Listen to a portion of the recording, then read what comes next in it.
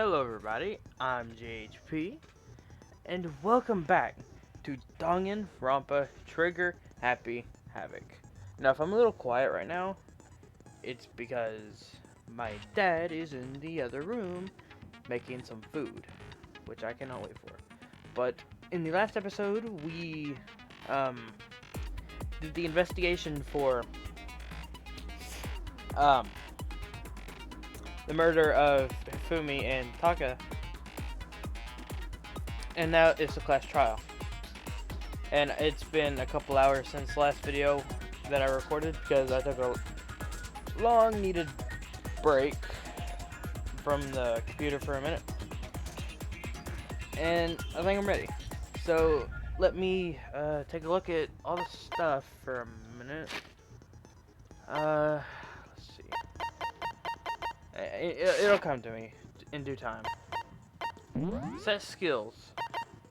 Increases the focus gauge by 2. Effective during the class trial. Cost 2. I think we'll keep this. Increases damage to opponent if statement destroyed. I think that works best. So I am finished here. Got Let's begin with a basic explanation of the class trial. So, your votes will determine the results. If you can figure out who done it, then only they will receive punishment. But if you pick the wrong one, then I'll punish everyone besides the blackened, and the one that deceived everyone else will graduate. Now then, to begin with... We already know who did it! Was that? It was Hiro. He does not have an alibi for when the murders took place, and we found him in that suit. Don't try and deny it! You killed them! I didn't! Someone knocked me out! I was asleep the whole time! I don't know anything about it! Shut your murdering mouth, murderer! Who are you calling a murderer? I am sorry to say, Hiro, but we do have evidence. Blueprints for the suit. Parts we assume were used to build it, and all of it was found in your room. You have to admit, the evidence is quite compelling. It points to you as having created the suit and wearing it while committing crime after crime. How many times do I have to tell you? I don't know! Is Hiro really the killer, or before anything else, we have to make that clear.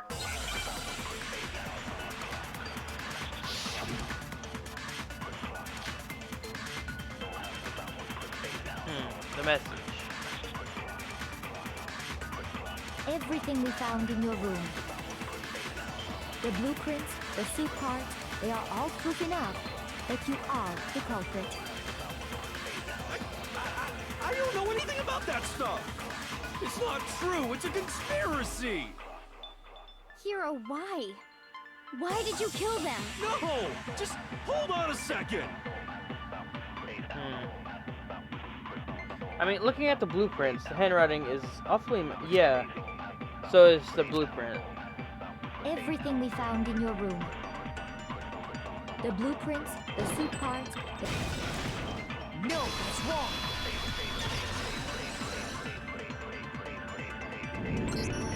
Are we sure Hiro really made those blueprints? What do you mean?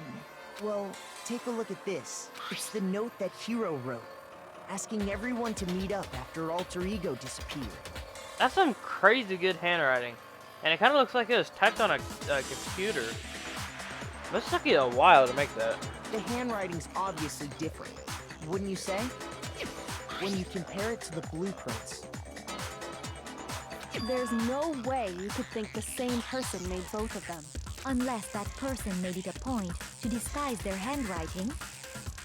No, the differences are bigger than that, I think. Come on! I'm not smart enough to think of trying to change my handwriting anyway. So Makoto, are you saying you don't think Hiro's the culprit? And he is not the only one. I think Hiro is innocent as well. Then who was in that Robo-Justice suit? Is it like Hiro said? Was there really someone running around in a second suit? Ugh. The suspicious individual hidden within the suit. Go ahead, Makoto. Tell them who it was. Why don't you tell him? I don't know. And of course he passed it off to me. Yeah, of course. So, who was in the Robo-Justice suit? Do not look at me. The suspicious individual in question. The Illuminati? That's right. They're all working behind the scenes and trying to set me up. Those dudes are crazy scary for serious. Shoot! Okay.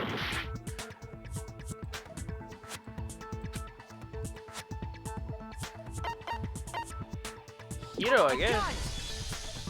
Other than Hiro, I can't think of anyone else it could have been. Like, what? Obviously, he was the one in that particular suit, and we never found any kind of second suit. Then there can be no doubt. Hiro is the prime suspect. That doesn't make any sense. You just said Hiro didn't do it. It makes perfect sense. Hiro was the suspicious individual in the suit, but he's not the culprit. So what you're saying is... That's right. The culprit in this case has nothing to do with being in the Robo-Justice suit. What? Now that's a bold assumption. And what reason do you have to make such a statement? You do have a reason, yes? Of course. But before we get to that, Let me guess, you're gonna pass it off to Makoto. there's something else we need to clarify first. So let's get that out of the way. Hey, stop trying to boss us around. All things have a proper order. So what is it? What needs to be clarified? We must clarify the method of transportation Oh, for I know Taka's this. lifeless body. It would seem that his corpse was moved using certain particular items. The dolly. Makoto, can you tell us what they were?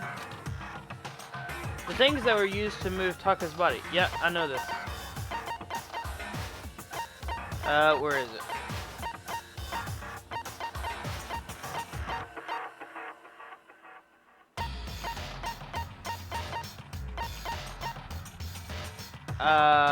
It's not here. There it is, the dolly. It had the repository dolly and it had the repository in front of it. I didn't think anything about it. I didn't see it. There's still one more thing. The things that were used to move Taka's body, they must have in the blue tarp. I got it! They were a dolly and a tarp, right? What's with the attitude? So, let's see if I can explain. Taka's body disappeared from the equipment room, and then we rediscovered it in the repository. And when we found it for the second time, it was wrapped in a blue tarp, right? It was the same tarp that, up until then, was stored in the equipment room. So the killer must have seen it there, and decided to use it when they moved Taka's body. That way, they wouldn't leave any bloodstains while they were moving it. Okay, that explains the tarp. And the dolly? Same thing. I'm sure the dolly was in the equipment room when we first found Taka's body there. But when the body disappeared, so did the dolly. Later, when Taka's body reappeared in the repository, so did the dolly. In other words, you think they used the dolly to move the body. Am I right? Yeah, But are you sure you are not mistaken? I'm positive. Huh? Are you absolutely positive the dolly was in the equipment room when we found Taka's body? That dolly was made specifically for moving large objects between the repository and the art room. It would be very strange indeed to discover it had made its way to the equipment room. Is it not possible that it was in the repository all along, and you simply didn't realize it? I mean, that's what I thought at first, because I thought it was in there. Actually, I literally was like, was it not in there? I didn't even realize it was in there, because I didn't see it. She's raised an objection. How do you respond? Why do you care? There is no shame in being wrong. Nobody expects much from you anyway. Celeste, that actually hurts. We have all all accepted the fact that you rarely understand what is going on around you. That actually hurts. Wow, I've never had anyone sound so nice while being so mean. But maybe I could change your mind. Yeah, I'm actually hurt. That hurts. And just explain the dolly, it must have been moved to the equipment to replace. New element has been added to the truth. For God's sake, stop adding elements! What? Let's talk about reloading. Starting with the next bullet time battle, we're gonna add one more ingredient to the recipe. You're gonna just keep adding and adding and adding, and I'm gonna forget all of this. On the bottom of the screen, underneath the tempo marker, you'll see an ammo count. Up until now, there hasn't been a limit on how to destroy your opponent's statements. Okay. But from now on, just locking on and pressing the left mouse button won't be enough to handle it. Huh? What now? Why? Now it will cost you 1 bullet to destroy every single remark. Once you run out of bullets, you cannot destroy any more statements, no matter how locked on you are. Oh, so I get like 1 chance at this. However, you can reload by pressing the tab key. Just like locking on, you'll have to press the tab key in time with the tempo marker. Basically, just remember that the tab key now has a function along with the right mouse button and left mouse buttons. What does the right mouse button do? I don't even know. You will automatically reload at the start of fever time, and your ammo will not decrease. Yeah. Oh, but if your action difficulty is set to gentle, you won't have to reload at all. Yet, it's set to gentle anyways, and I have to do it anyways. In which case, you can ignore everything I just said. And I can't even check. It's on gentle. I put it on gentle. I think. But alright, whatever. Well, good luck. Well then, good luck and have fun. For the love of God. The moment of truth. You have it wrong. I cannot agree. You are a fool. So pathetic. Lies will get you nowhere. Do your worst. Away with you. You miserable wretch. I cannot agree. For the love of God. You are a fool. Lies will get you nowhere. Do your worst. You miserable wretch. You have it wrong. For love, what is happening? I forget how to do this. You are a fool. So pathetic. Lies will get you nowhere. Do your worst. Away with you. You miserable wretch. Cannot agree. You are a fool. Lies will get you nowhere. Ah, I see. Do your worst. You miserable wretch. You miserable I wretch. You have it wrong. I cannot agree. You are a fool. So pathetic. I cannot agree. This should prove it. There. It took me a minute to remember how to do that. But I got it. If you're asking for proof that the dolly moved, I have it right here. When I found the dolly in the repository, one of the wheels had a blood stain on it. There was a pool of blood in the equipment room with a tire mark in it that matched the dolly wheel's tread. The killer probably rolled the dolly through the blood on accident as they wheeled the body out of the room. And as the blood dried on the tire, they moved the body into the repository. So there's my proof that the dolly was used to move Taka's body. Jeez, does Celeste really hate me that much? Well, anyway, that was just something we had to get out of the way. Let's get back to the main subject. Yeah, the subject of how Robo-Justice didn't do it. Because if it's not a killer robot, then what kind of robot is it? I'm not sure that really matters. I'd be happy to explain why the occupant of the suit couldn't possibly be the killer. Please do, and don't put it on me. If you look back on how the body was transported, it will become immediately obvious. If I look at how the body was moved, it'll be clear that why the person in the suit couldn't have done it. Why does he mean that? What does he mean by that? It's because he couldn't bend over, right? Or so? In it? Robot, yeah.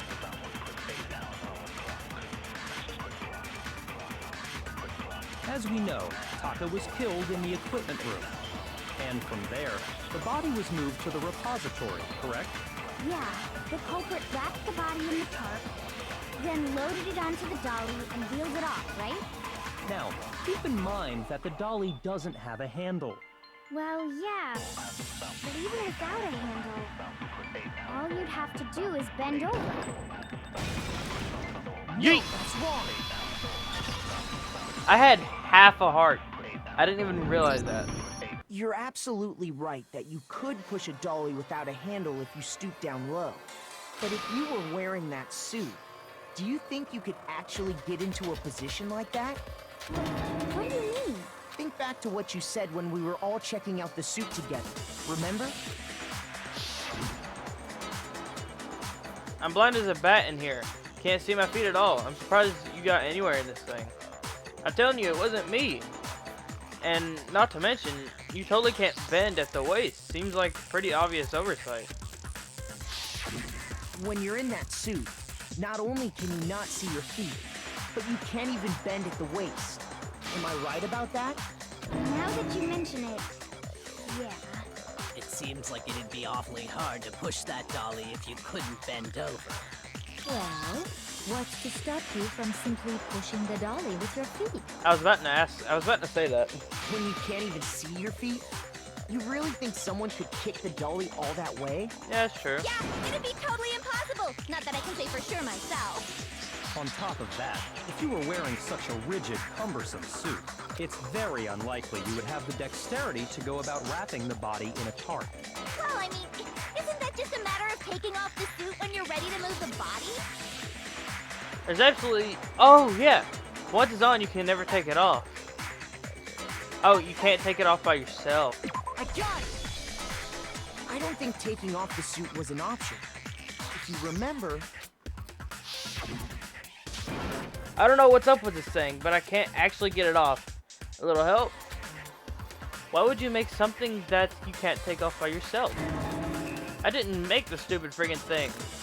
There's a clasp on the back that's keeping you from getting it off. It looks pretty sturdy. I don't think that you'd get it off on your own. We don't really have a choice. Let's help him. That's true. It seems impossible to put the suit on or take it off without help. Then, you really can't take it off by yourself? Hero wasn't just making it up? Of course I wasn't making it up. If he could have gotten it off by himself, I don't think he would have let us see him wearing it. Showing up in the suit was basically an invitation for everyone to suspect it. Yeah, that's right.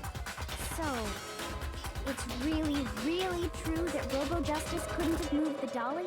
To be clear, whoever did move the body, it couldn't have been Hero in the robot suit, correct? No, wait. Just a second, if you please. Have you forgotten about the picture that I took?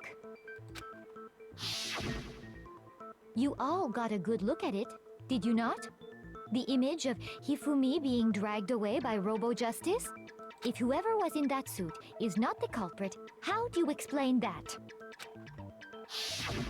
Besides, do you remember what the now deceased Hifumi said? How did you get hurt? That guy hit me. What guy? Robo Justice, or that's what I decided to call him just now. So long as those facts exist, the proper conclusion is beyond question. I mean, he could have had some brain damage or like a concussion or something, and was just hallucinating or something, you know? The individual inside the suit and the culprit are one and the same.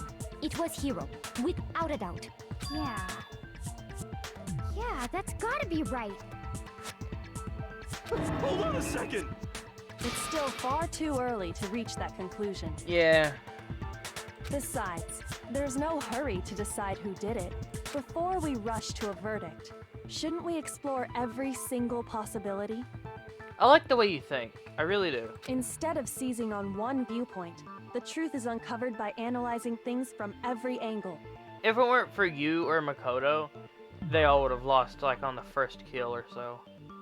Perhaps, but where do we go from here? Let's review this series of unfortunate events from the beginning. Maybe we'll uncover something new. Maybe. What a pain in the ass! Yeah. I don't yeah. disagree, but our lives are on the line. If this is what it takes, we have to do it. Plus, maybe we'll get to find out where the heck Kyoko was when everything went down. All right then, let's take another look back at what happened. I suppose we could start with this morning. 4 of us gathered together in the dining hall. Makoto, Hina, Kyoko, and myself. We waited there for quite a while, but nobody else showed up, so we went to look for everyone. That was around 8 a.m. And as soon as we split up, Kyoko went missing. Soon after that, Hina found Celeste in the rec room and quickly came to get Makoto and me. It seems I was unconscious for about an hour after I was attacked by my mystery assailant. I know it was an hour because I remember being attacked a little after 7.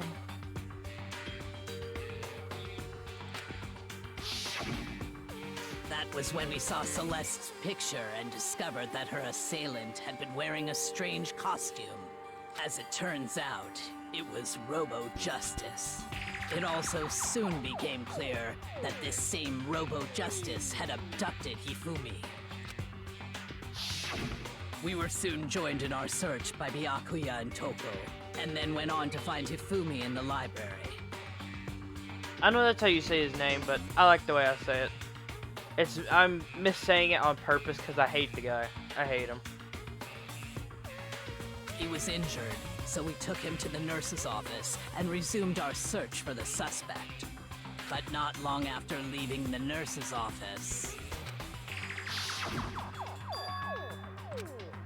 What's wrong? I saw a shadow. Something moving around at the top of the stairs. When Celeste told us that, we decided to split up and search the second floor. I mean, you gotta think, if you can't even see your feet, how does one go upstairs? I have to stare at my feet to see, go upstairs or down them. I'm too afraid I'm gonna overstep and just tumble down. Which I almost have multiple times. That's why I stare directly at my feet when I go down or upstairs.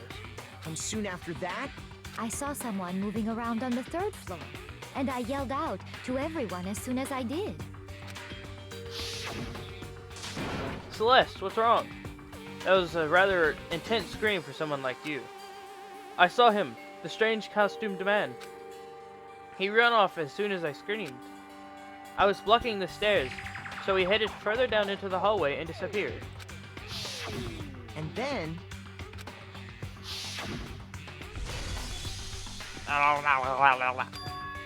Huh? What was that? That came from downstairs. It must have been Hifumi, who's in the nurse's office. This is bad. Come on, we have to go back. At that point, we decided to divide up into 2 groups. Celeste, Hina, and I went back to the nurse's office, while Sakura, Byakuya, and Toko chased after the suspect.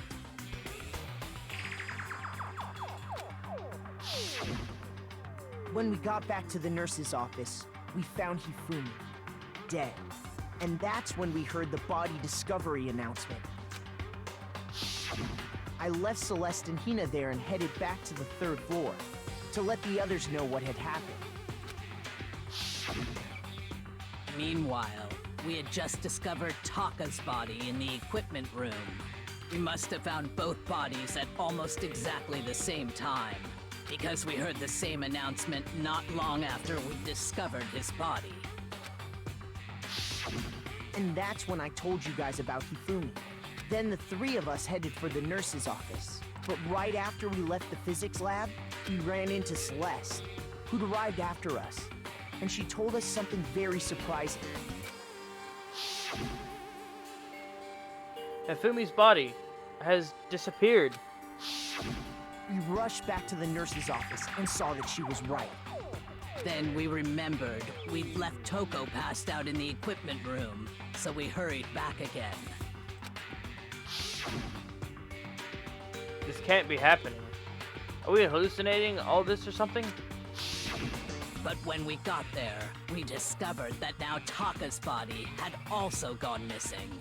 Next thing we knew, we were searching the school for 2 missing dead bodies. And after some time...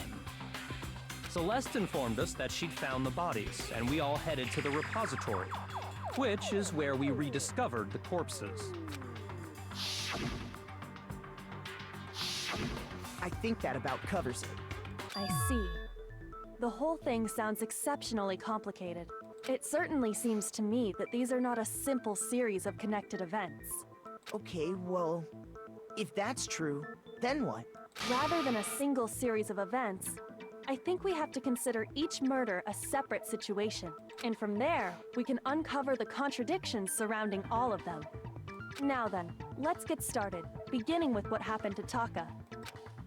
The contradictions hidden in what happened to Taka. In order to uncover the truth of this case, I have to find them, no matter what.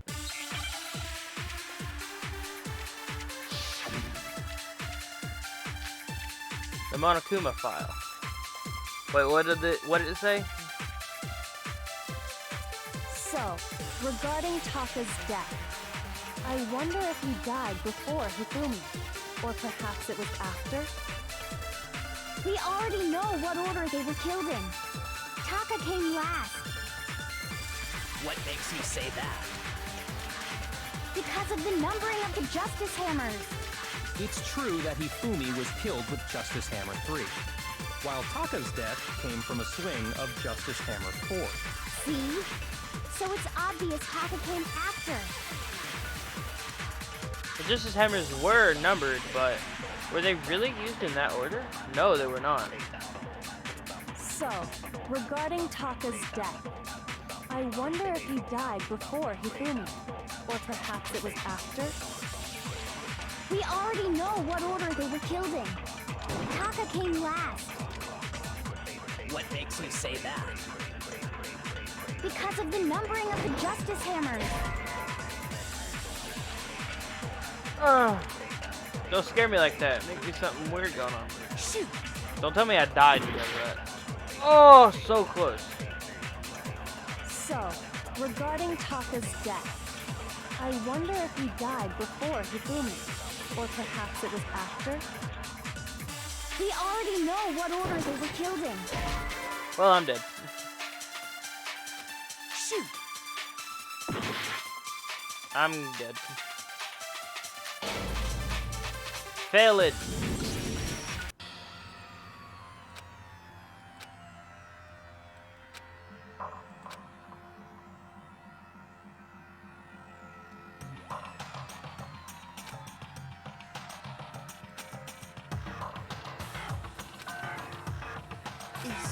Is this really the end for all of us? Give another shot? Yes. I refuse to give up yet. Thanks for the hearts. I needed those pity. I needed that pity. Now I need to really think about this. So, regarding Taka's death, I wonder if he died before Hifumi, or perhaps it was after? We already know what order they were killed in. Taka came last.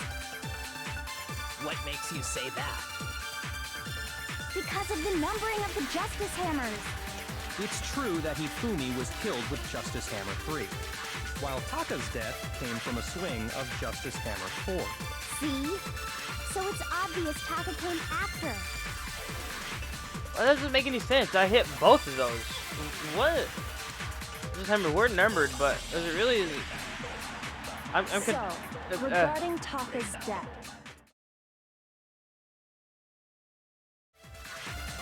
So, Shit? regarding Taka's death, I wonder if he died before Hifumi, Have or perhaps it was after? We already know what order they were killed in.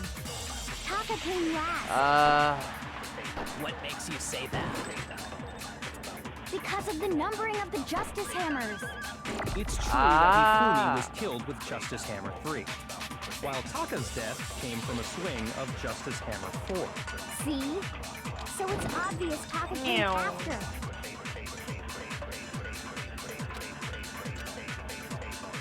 So, regarding Taka's death, I wonder if he died before Hifumi, or perhaps it was after? We already know what order they were killed in. Taka came last What makes you say that? because of the numbering of the justice. There we go. You know it's bad when you gotta look it up online and forgot exactly that There's worked. no reason to assume that the hammers were used in the same order as their numbers. If anything, that's just another way the killer tried to disguise their actions. So you're saying the culprit wanted us to think the hammers were used in order, but in reality, Taka was killed before Hifumi?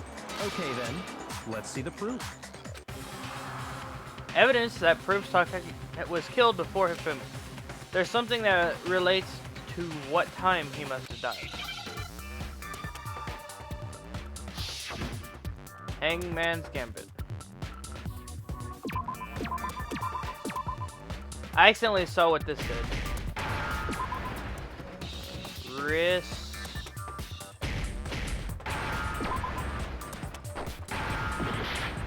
Ah! I need a W. Watch.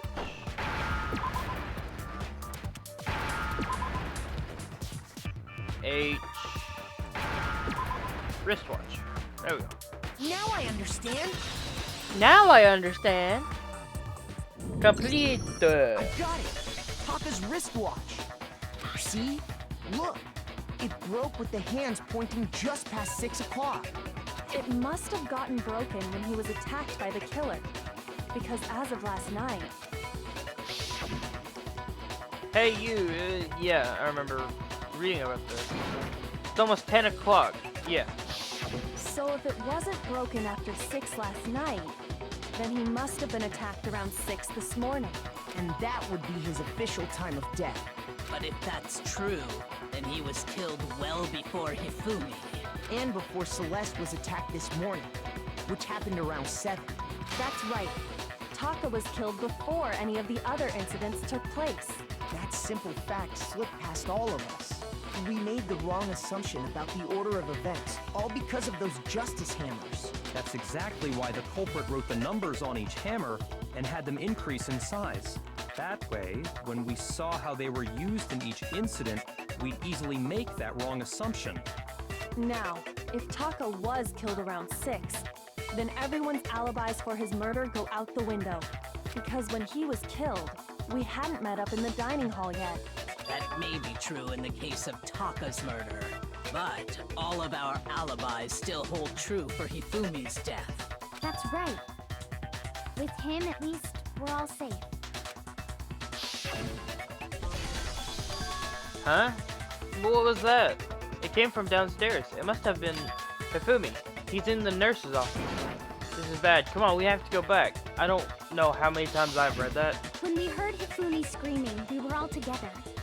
Except for Hiro and Kyoko. Then we all ran down to the nurse's office, and that's where we found his body. That's totally true. We're all in the clear. Oh, I know! They must have recorded him screaming on a tape or something, then played it later on! If that's true, where's the tape? I don't know. Don't just go making stuff up. Anyway, we all have rock-solid alibis for when we heard Hifumi scream. Since all of us were there together, clearly none of us could have killed him. And it does not stop there. There was also the moment when we discovered his body had disappeared. When his body vanished from the nurse's office, Hina and I were in the bathroom together, while everyone else was in the equipment room, correct? And then there's the disappearance of Taka's body from the equipment room. At that time, we were all gathered together in the nurse's office because of Hifumi going missing. Well, don't forget, I was passed out in the equipment room the whole time. Wait, then what if Genocide Jill did it? She could have dragged Taka's body out of there right then! Even if she could pull that off, There's no way she could have done the same with Hifumi's body, because, as we just established, she was passed out in the equipment room when his body disappeared.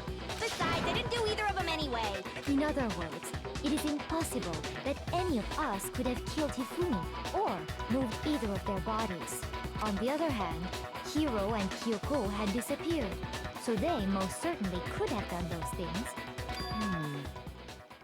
So what now, Kyoko? For now, we can't get fixated on who did it, or we'll just keep going around in circles. So instead of who, I propose we start talking about how. They were bashed on the head. Boom, there. In particular, I think we need to figure out how Hifumi's body got moved. Yeah, I'm still confused by that. That's true. We searched everywhere, but we couldn't figure out how to explain his body disappearing. And according to what Celeste said, We could not have gone for... We could not have been gone for more than a minute or two, though. So then the killer was able to get in and move Hifumi's body in that short amount of time? It would seem so. his body apparently disappeared in the 1 minute her and Hina took their eyes off of it. Ah! Jesus. But to carry that much weight from the first floor up to the third in that short amount of time? Oh man, yeah! There's no way! It'd be impossible! Well, what if I told you there was a way to make the impossible possible? I mean, there's gotta be a secret way up, right? What? How? If the dead body were to move itself.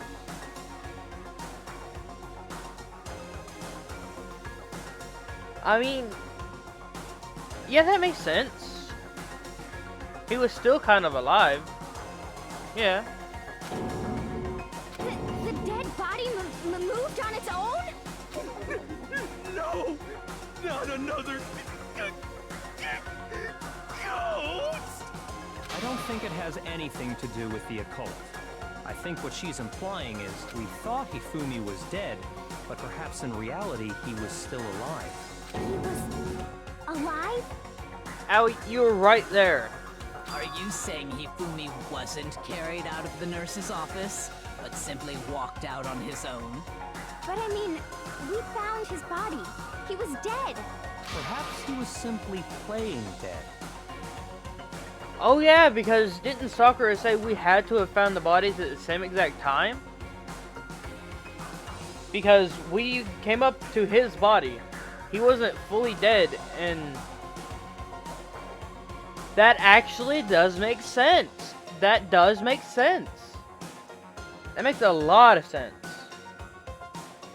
Because we stumbled upon the bodies together, and I think we found Hifumi first.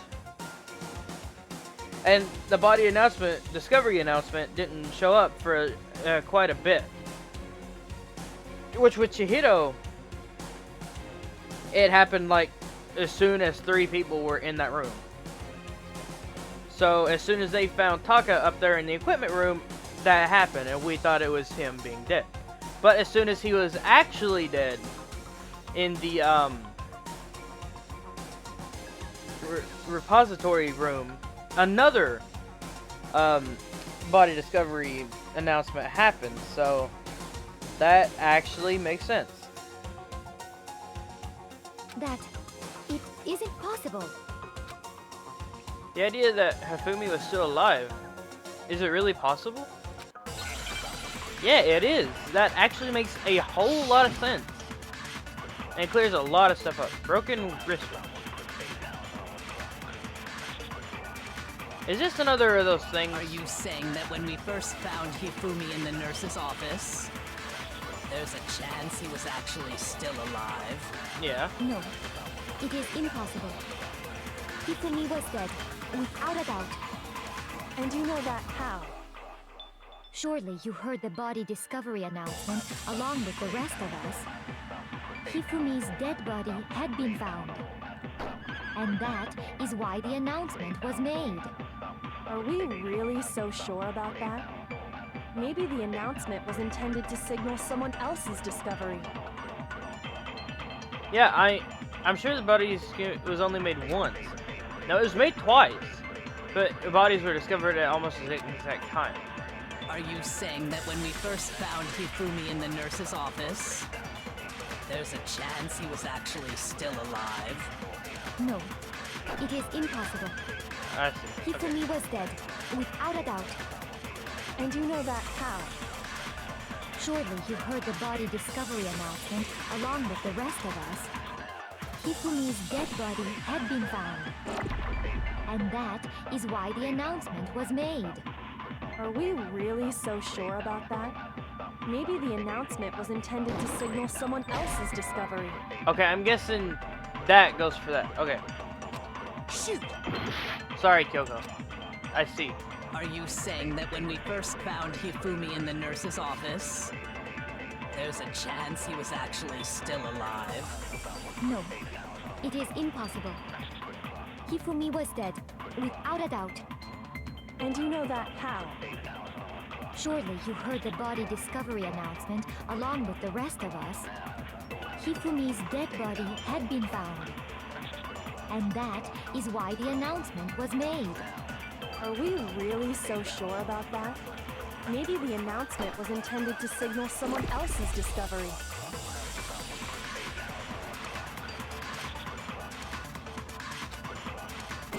Are you saying that when we first found Hifumi in the nurse's office, there's a chance he was actually still alive? No, it is impossible. Hifumi was dead, without a doubt.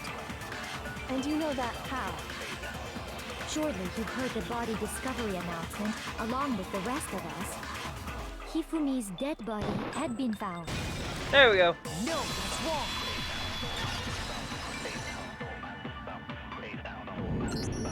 Was the body discovery announcement that was made really intended for Hifumi?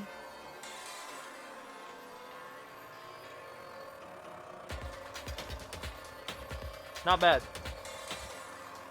Of course it was. The announcement played right after we discovered his body. No. Maybe. But that was also the same time that Taka's body was found. That's right. It wasn't long after finding his body that we heard the announcement. So there's a good chance we've made a mistake in there somewhere. I think we've confused whether the announcement was for Hifumi or Taka. First of all, if two bodies had been found, there really should have been two announcements. There was, though. Maybe Monokuma simply got lazy and rolled them together into one. What do you say, Monokuma? Any comment?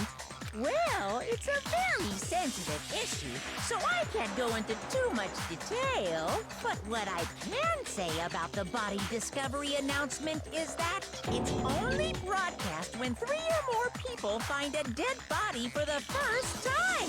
Exactly. That didn't answer our question, man. Yeah, it did. We're asking if you're a lazy bum. No, actually, that was plenty. Huh? He said it's only broadcast when a body is discovered for the first time. Which means, even if we find the same body again later, he won't make the announcement again.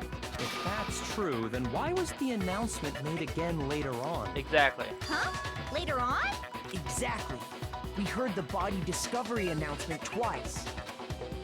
Second body discovery announcement. The first time we played when we found each body in the nurse's office and in the equipment room.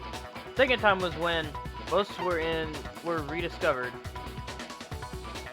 I got it! We heard it a second time in the repository, when we rediscovered the two bodies. Ding dong. Ding dong. Body has been discovered after, yeah.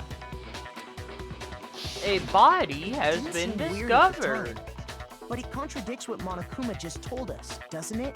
Exactly. If we were actually rediscovering both bodies, the announcement shouldn't have played. And in reality, when the two dead bodies were rediscovered, one of them was actually being discovered for the first time. So, when we found Hifumi the first time in the nurse's office, he wasn't actually dead yet. Meaning, he wasn't actually found dead until we came upon him in the repository. And that's just part of it. There's one other thing that leads me to believe he was still alive in the nurse's office. Oh, I know! Because he was super good at playing dead! Bada bing, bada boom! That is the worst logic I have ever heard. But honestly, I do not think there's anything that can prove he was still alive. Okay then, let's take another look at the events surrounding the discovery of his body. Then it should become clear whether he was really alive or not. This whole thing is pointless. There has to be proof it shows Hifumi is still alive. I have to find it and show it to everyone.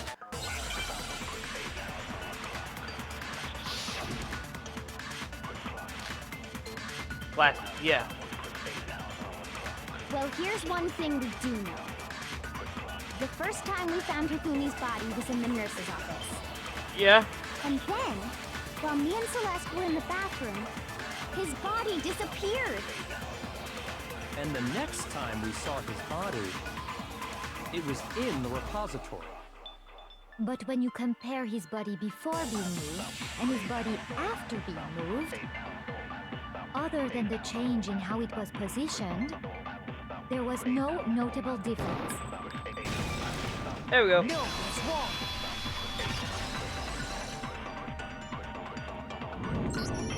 In fact, there was one clear difference between Hifumi in the nurse's office and the repository. His glasses.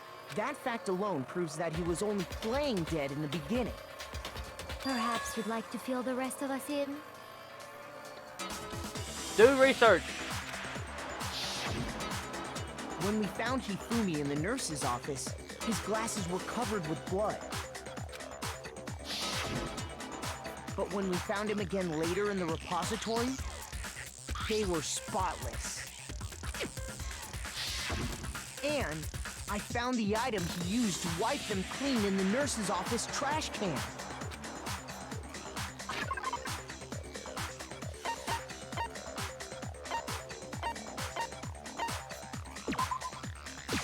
I got it! It was a glasses cleaning cloth featuring a certain cartoon mascot. One look at the bloodstain on the cloth should make things clear.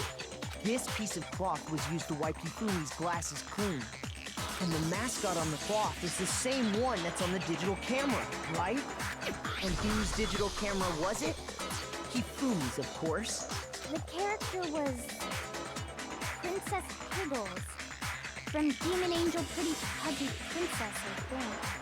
I highly doubt anyone but Hifumi would have brought something like this to school. I see your point. And the only people here who wear glasses are... I wouldn't be caught dead using a tacky piece of garbage like that. A few tissues is all I need to keep my glasses clean. Then there's no question. It belonged to Hifumi. So what you're saying is... What exactly? What I'm saying is, the blood on his glasses was wiped away using his own glasses cleaning cloth. Even if that is true, it does not mean he wiped the blood off himself. But who would benefit from a clean pair of glasses other than the glasses owner? That's a good point. And it must have been him, right? So let's assume that Hifumi was still alive in the nurse's office. He pretends to be dead. Then when he's alone, he wipes his glasses clean so he can see. Then he stands up and walks out on his own 2 feet. And with that, the impossible task of moving his copious corpse becomes possible, wouldn't you say? Yeah. Yeah, I see that. But then, if he was just pretending to be dead, Oh, God. what was with all that blood? Was it paint or something? The fake blood in the mini fridge. The fridge in the nurse's office contains Yep. packs of blood for emergencies. He probably used one of those. He figured if he was gonna play dead, he should go all out, so he just dumped it everywhere! But he got crazy with it and had to wipe his glasses off when he was done! God, what an idiot!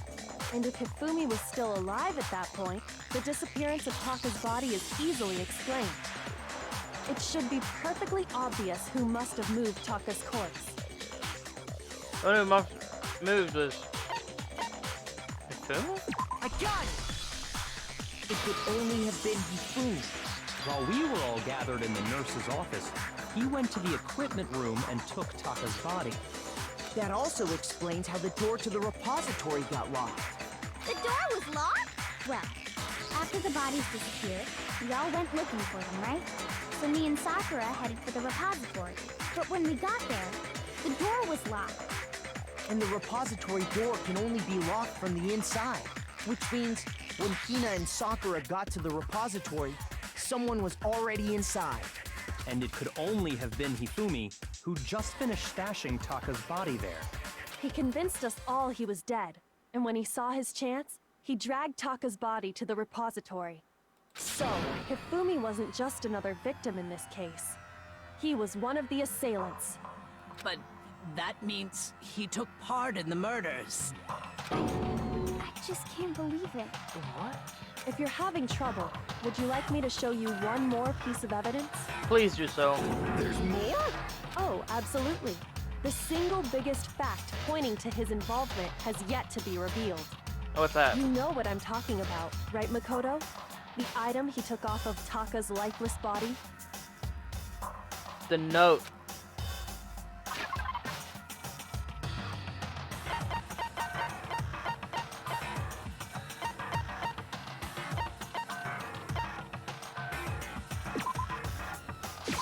I got it! You're talking about the note Hifumi had hidden away, aren't you?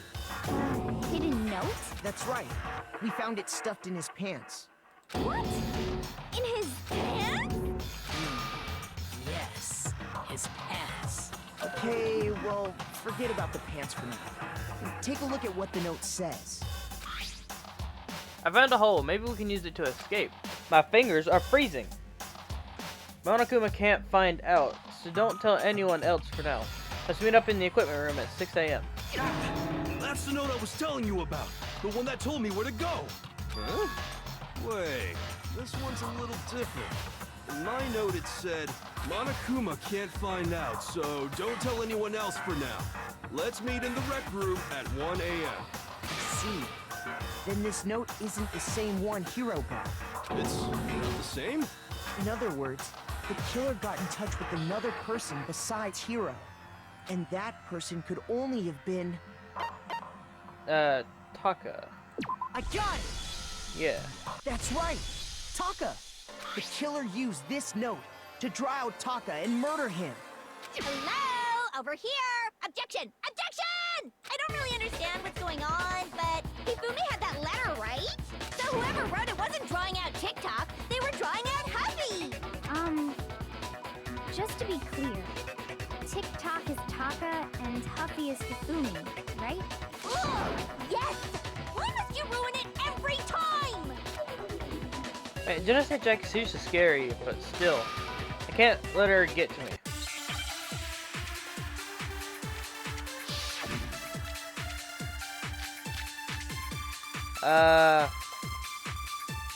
None of these. Huffy had the note, right? Then the person it was intended for must have been Huffy! But remember what the note said.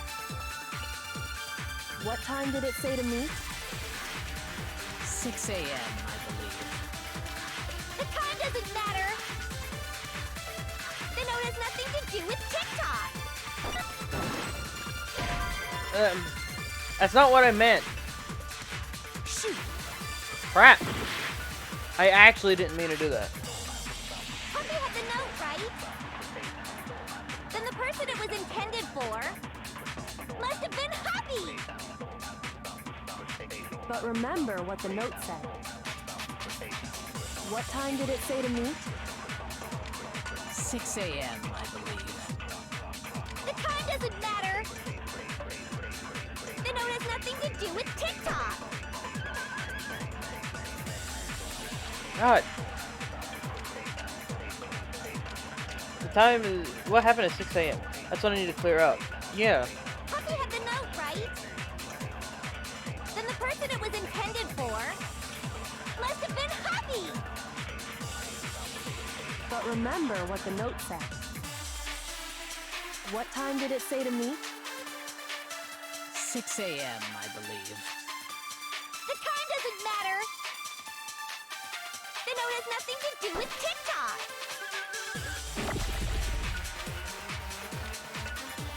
I'm gonna try that, and if that doesn't work, I have no idea. I wanna try something else.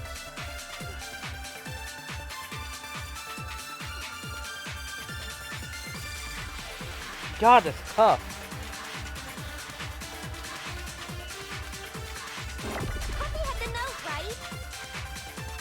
Then the person it was intended for must have been Huggy! No. Shoot! So let's see. Puppy had the note, right? Then the person it was intended for must have been Huggy! But remember what the note said. What time did it say to meet? 6 a.m., I believe. The time doesn't matter! The note has nothing to do with TikTok! There we go. No, it's wrong.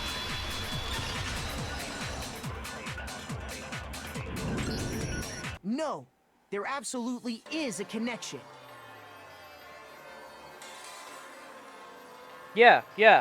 What he said. What the hell are you talking about? The note said to meet at 6 a.m., which is the same time Taka was murdered.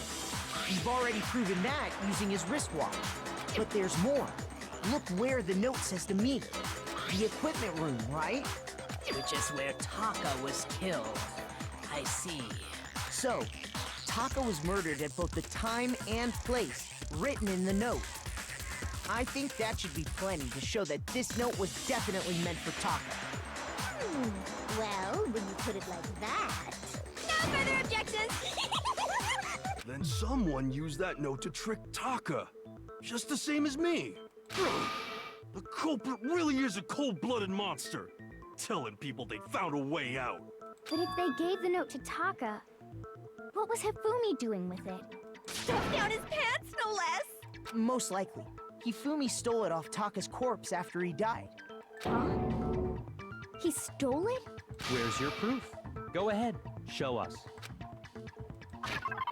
I have a proof. There.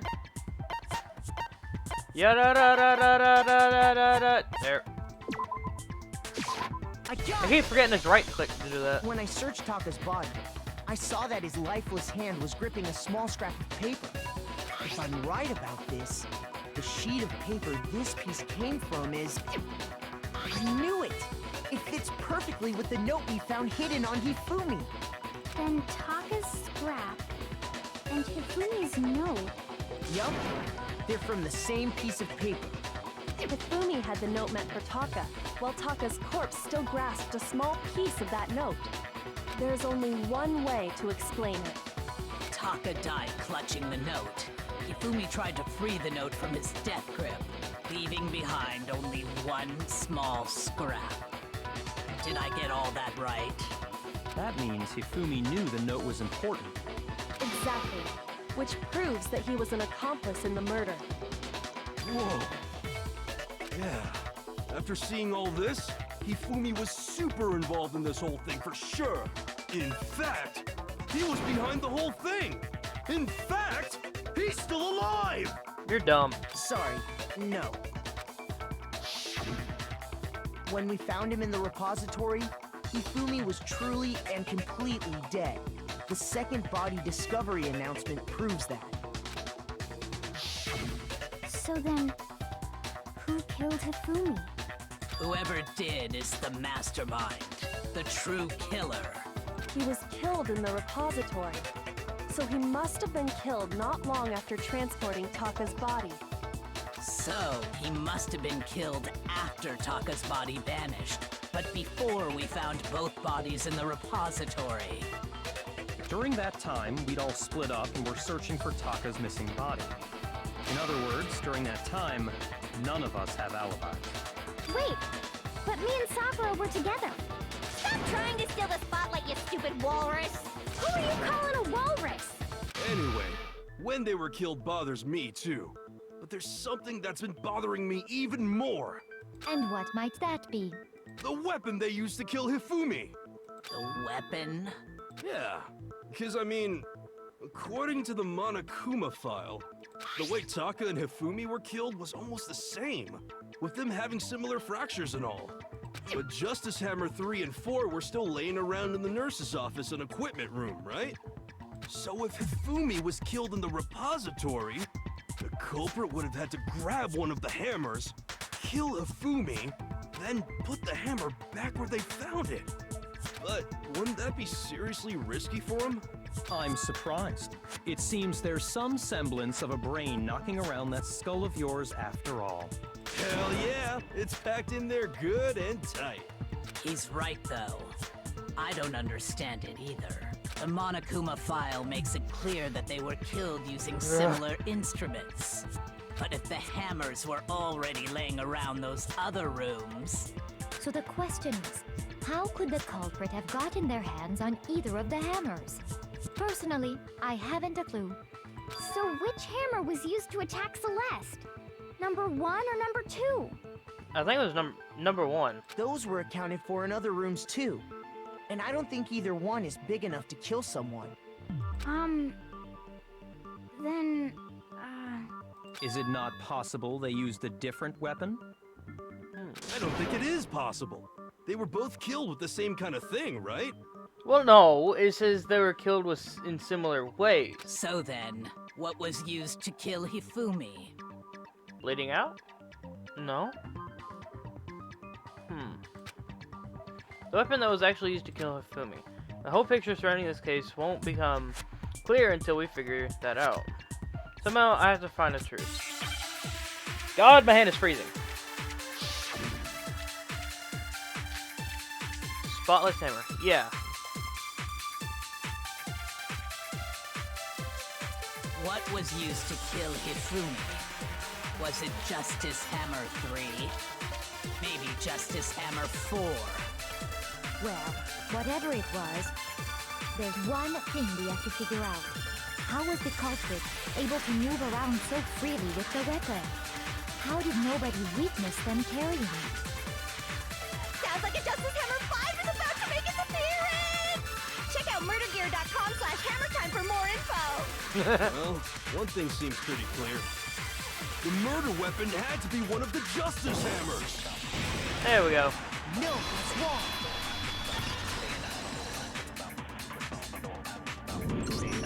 The murder weapon wasn't a Justice Hammer at all. No, it was something completely different. But, seriously? A different weapon? Specifically, a hammer from the repository. The killer could have easily used that to kill Hifumi. Now, all the hammers in the repository were covered in flecks of grit and debris. But for some reason, one of them had been scrubbed clean. And the reason it had been scrubbed clean was most likely because it was used to commit murder. If the hammer got covered in Hifumi blood, of course they'd have to clean it off. I'd also like to point out that the repository has all kinds of hammers. Big ones, small ones, and even some flat mallet-like ones. I think whoever made the Justice Hammers used those as a basis for their design. Yeah, because... I mean, I think they would have took them then, because they were there when we first went there, right? And now they're gone. Right.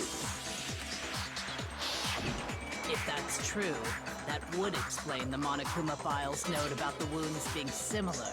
So Hifumi moved Taka's body to the repository, where someone then used a hammer to kill him. Whoever did that was the true killer. The one Hifumi was working with. And the one who betrayed him. Hold on a moment. I still think it's strange to assume someone was working together with him. The way the graduation rule works, there is no benefit to helping someone else carry out a murder. So the idea that anyone would work together like that is simply ludicrous. We talked about this, did we not? We did talk about how there wouldn't be any reason to work together. At least that's what we thought at first, but I'm still confused, really. Make your argument. Spotless hammer. Again? I think it's another, absorbing thing. Based on the rules that have been laid out for us, even if more than one person is complicit in the murder, Only the one who actually carried out the act can graduate and survive. Assuming the rule holds true, it is simply impossible that two people work together on this. That is how the rule was explained to us. But that only really applies if there's one murder, right? In this case, however, there were two murders. Can we really say there's no chance two people work together on this? Based on the rules that have been laid out for us, even if more than one person is complicit in the murder, only the one who actually carried out the act can graduate and survive. Assuming the rule holds true, it is simply impossible that two people work together on this. That is how the rule was explained to us. But that only really applies if there's one murder, right? In this case, however, there were two murders. No, please! Dang it. I thought I could move with that thing. Based on the rules that have been laid out for us, What was even if it? more than one person Control? is complicit, only the one who actually, assuming the rule holds true. That is. But that only really applies if there's one murder. In this case, however, there were two murders. There we go. Based on the rules that have been laid out for us, even if more than one person is complicit in the murder, only the one who actually carried out the act can graduate and survive, assuming the rule holds true. No, it's wrong. Yes! Celeste has been, like, trying to Since there say, were two no, this can't murders, happen. It's at least plausible And this that more entire than time, one Celeste person is was just becoming involved. more sus. Please, Celeste, don't let it be you. What do you mean? If there'd only been one murder, then yes, the idea of an accomplice isn't really worth considering. Naturally, if only one person can be saved per murder, an accomplice has no risk versus reward benefit. Risk versus reward benefit? The payoff for working together. The reward that balances out the risk of taking part in a scheme. There's no point in being someone's accomplice if there's no benefit to you. However, if there were some potential mutual reward for the risk, then cooperation becomes possible. You're saying that two people could act as each other's accomplices to commit two separate murders. I think that's what the true killer told Hifumi. They would each have an accomplice for their crime. And based on the case's events, Hifumi would have been the first one to act, murdering Taka. They made him carry out the first murder so he couldn't back out of helping them later on. So in this case, there wasn't one single person committing multiple murders. Instead, each person killed someone, creating two separate incidents. And it only looked like one person because that's how the true killer designed it to look. A single suspicious individual, a similar weapon used in each crime, disappearing bodies. By creating one seamless set of circumstances, they made it look like one person was behind it all. The mastermind picked their target and managed to convince him to go along with their plan.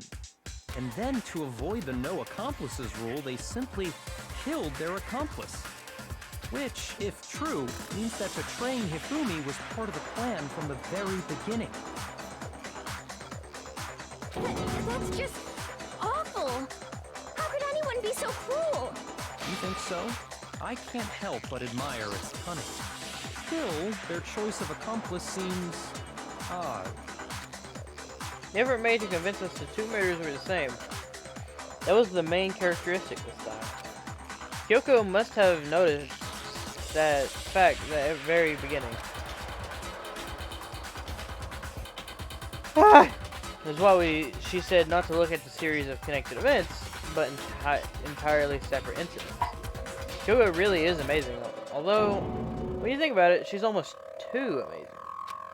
Like, it's almost unnatural how good she is at this. I understand how an accomplice could be involved. But then, who was the one pulling Hifumi's strings? That's problem numero uno right now. The true killer manipulated Hifumi to carry out a number of actions, and in the end, murdered him. In the debates up till now, the way the case has unfolded, when you consider all that, there's only really one person that seems to fit. No.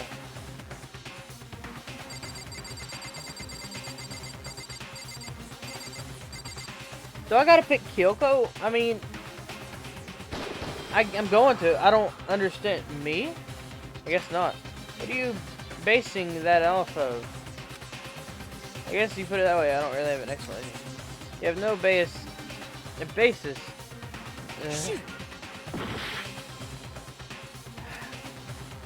The true killer manipulated Hifumi to carry out a number of actions and in the end murdered him.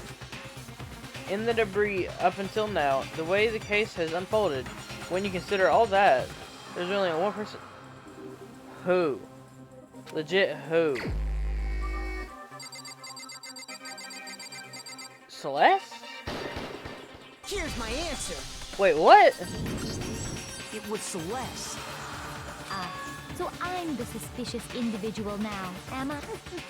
I really do hate this kind of joke.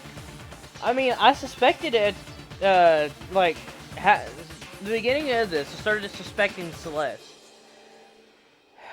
Her placement around was just a little too good. A joke? I wonder. So what you are saying, then, is that I specifically chose to work together with Hifumi. The idea that I would choose to spend any amount of time interacting with him, that I would go within 10 feet of that shit brain fat, lazy, worthless goddamn idiot! Pardonnez-moi. French? Just to be clear, there is evidence to support it. Is that so? It is. Throughout the investigation, there was certain behavior that was common only to the two of you. Considering what we've learned so far, it only further proves that the two of you were working together.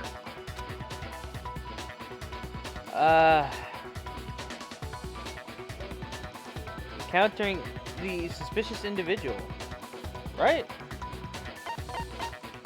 I got it! Yeah. The behavior they had in common has to do with the suspicious individual in the suit, doesn't it? The only ones who ever actually saw Robo-Justice firsthand were Celeste and Hifumi.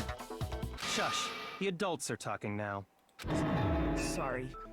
Well, screw off. As he said, only Celeste and Hifumi ever laid eyes on the costumed individual. If we accept that Hifumi was one of the culprits, we can't help but suspect what Celeste has said as well. Are you saying everything they told us was a lie? After taking Hifumi to the nurse's office, we all began our search for this individual, correct? And not too long after that, do you remember what Celeste said? I saw a shadow, something moving around at the top of the stairs. We headed to the second floor specifically because of what she claimed to have seen. Next, to draw us all to the physics lab up on the third floor, She let out a blood-curdling scream. and when we'd all come to see what was wrong, what was it she said? Celeste, what's wrong? Yeah, I'm not reading this again. I've read this like 4 or 500 times. I read that like Once 6 she'd million done her times. job of getting us all up to the physics lab, it was time for her partner to get to work.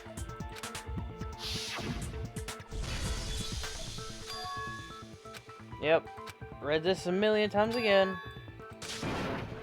God, I hate reading things over and It over. was to get us to divide into 2 groups. So that we would discover both bodies at the same time?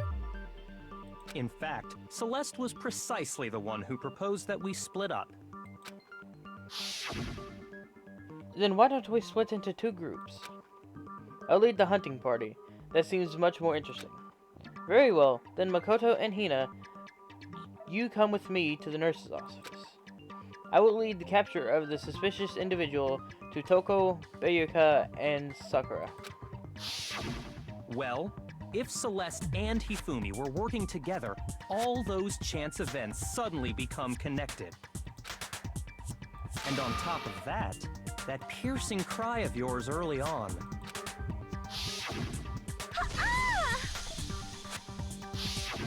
That was to signal Hifumi, wasn't it? It was your way of telling him, we're on the 3rd floor, everything's going according to plan. Why else would you let out a scream that could have carried across the sea? Celeste. I just realized another strange thing. When we found Hifumi in the nurse's office, who we now know was only pretending to be dead, I certainly was not expecting this. I did not imagine that Hifumi would be murdered. Celeste, you were the first one to say he'd been murdered. You wanted to make sure we wouldn't have any doubt in our minds. I don't believe it. Everything, the whole thing was one big act. Hina, you were with Celeste when Hifumi's body disappeared, right? Yeah. I was feeling kind of sick, so Celeste took me to the bathroom. Wait, then that was... She wasn't worried about you. She just saw a chance to help Hifumi sneak out of the nurse's office. Each piece isn't much by itself, but start putting them together and the picture gets very ugly indeed. Wouldn't you agree, Celeste? I have no idea what you mean. Don't bother trying to deny it. You made one fatal mistake. Oh, did I? I didn't even catch it myself when you first said it, but looking back, I can say that that one little slip-up was your undoing. What are you talking about? I'm talking about what you said after Hifumi's body disappeared and we returned to the nurse's office. They must really be enjoying this. Enjoying the sight of standing around, frightened and confused. We're all going to die here. We're going to die, just like those guys did. Those guys died. I remember her saying that too, but I don't understand what's so strange about it. Then pay attention. Sakura, Toko, and I were first to discover Taka's body in the equipment room. Then Makoto showed up and told us Hifumi had been killed. So Sakura and I left with Makoto. Once we were in the hall, we ran into Celeste, and the four of us headed to the nurse's office. Now, the entire time we were together, none of us said anything about Taka being dead. Think about it. Celeste's comment doesn't make sense. It was completely out of place. Yeah, I see what you're talking about. Although I don't really get what it means. You hear that, Celeste? Everyone's having some trouble understanding. Could you repeat what you said? If you're really not the culprit, you shouldn't have any problem repeating it, right? And that said that Celeste's comment doesn't make sense. But what is he alluding to?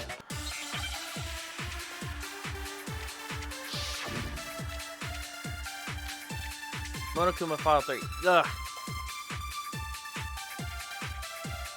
All I said was, they must really be enjoying this. Enjoying the sight of us standing around, frightened and confused. They must be positively elated. We are all going to die here. We are going to die, just like those guys died. And that is all I said. And that's all it takes to finish this. It's obvious, isn't it, what was so strange about Celeste's comment?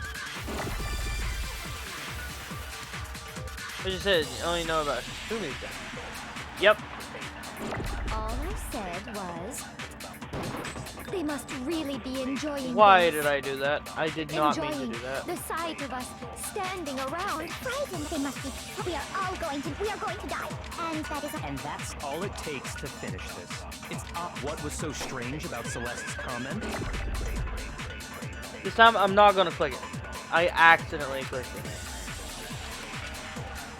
All I said was, they must really be enjoying this. Enjoying the sight of us standing around, frightened and confused. They must be positively elated. We are all going to die here. We are going to die, just like those guys died. No. And that is all I said. Why did that And that's click all in? it takes to What finish the this. heck? It's obvious, isn't it, what was so strange about Celeste's comment?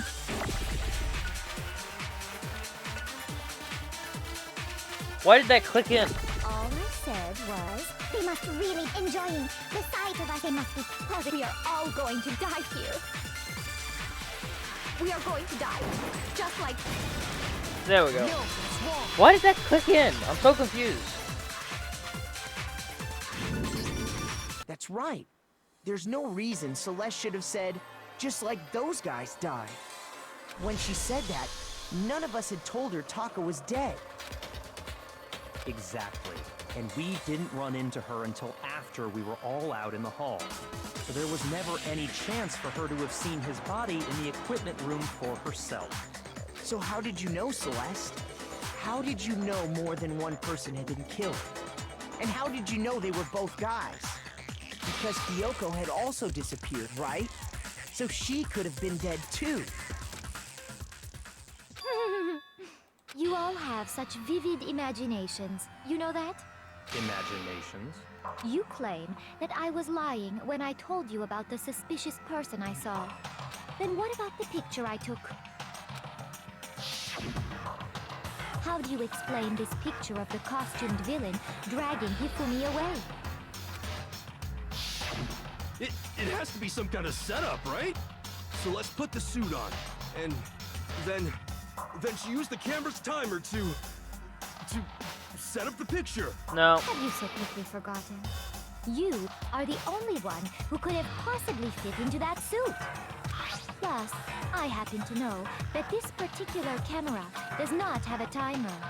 In other words, it is an unassailable fact that this is a picture of Hifumi being dragged away. If everything I told you was a lie, how can this picture exist? Simple.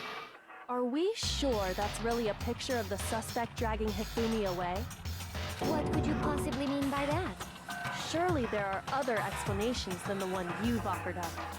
No, there is no other explanation. Other explanations. If it wasn't a picture of him being dragged away, the only other possibility is Hifumi is dragging the suspect away. Hifumi and the suspect had been drinking. Hifumi and the suspect are dancing.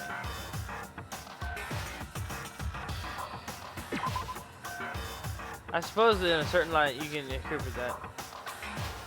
Shoot! Yeah.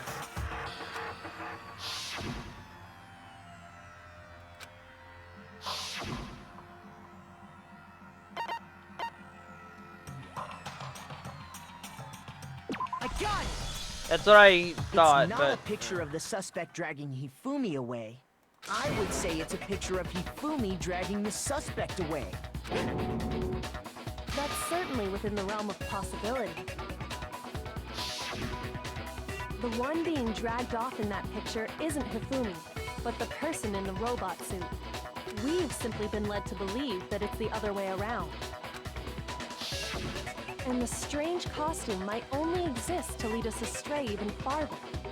If you saw someone wearing something like that in this situation, of course you'd notice and be suspicious. That's what happened! You put me to sleep and made me out to be the bad guy in all this! Such a thing is utterly impossible. Hifumi was dragging him away? Ridiculous. Is it? I don't think it's ridiculous at all. Then shut your mouth and allow me to educate you.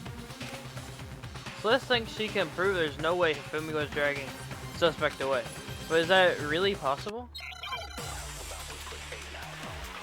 This is real long. That's what she said.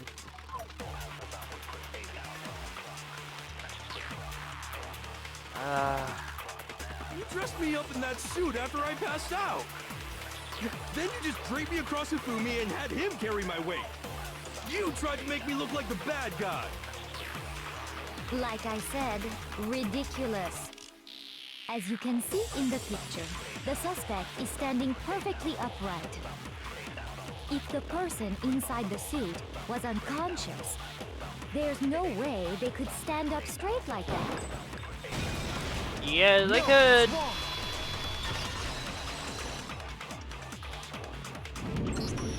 No. Even if the person inside the suit were unconscious, they could still stand up like that, because that Robo-Justice suit had a certain characteristic. You totally can't bend at the waist. Seems like pretty obvious oversight. That's right! They totally made a mistake when they made it. so it couldn't bend at the waist. I'm not so sure that was a mistake. I think the suit was designed from the beginning to be used the way it was. Celeste and Hifumi took the suit they'd specially designed and stuffed Hiro into it. That's how they were able to fake that whole thing. The point of it all was to make us believe whoever was in the suit was to blame. Well then, I suppose this is checkmate. Checkmate?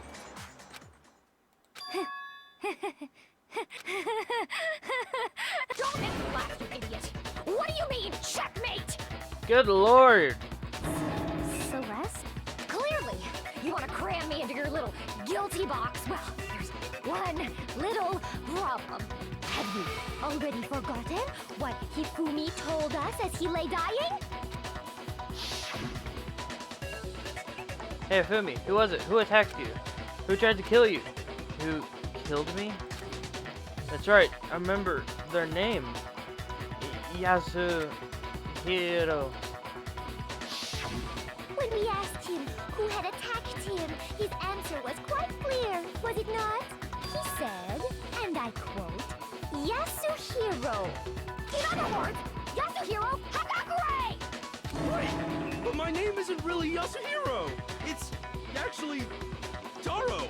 Your confusing statements don't make any sense. You're only making things more complicated. He did say Yasuhiro, but are we sure he was really pointing the finger at Hiro? What the hell are you talking about? I'll burn you alive! Kyoko, what do you mean by that?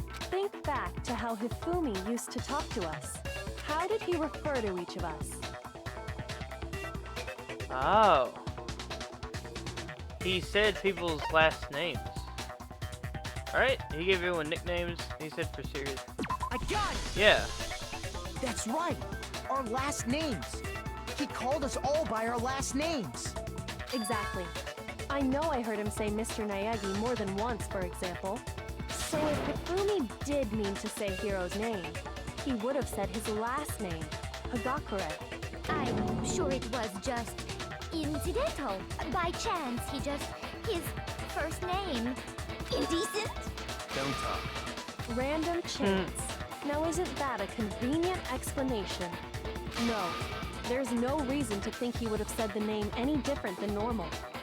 But he must have run out of energy before he could say any more. So Hifumi was trying to tell us the last name of whoever killed him? But the name he said doesn't apply to anyone here. Well, no. Hold on.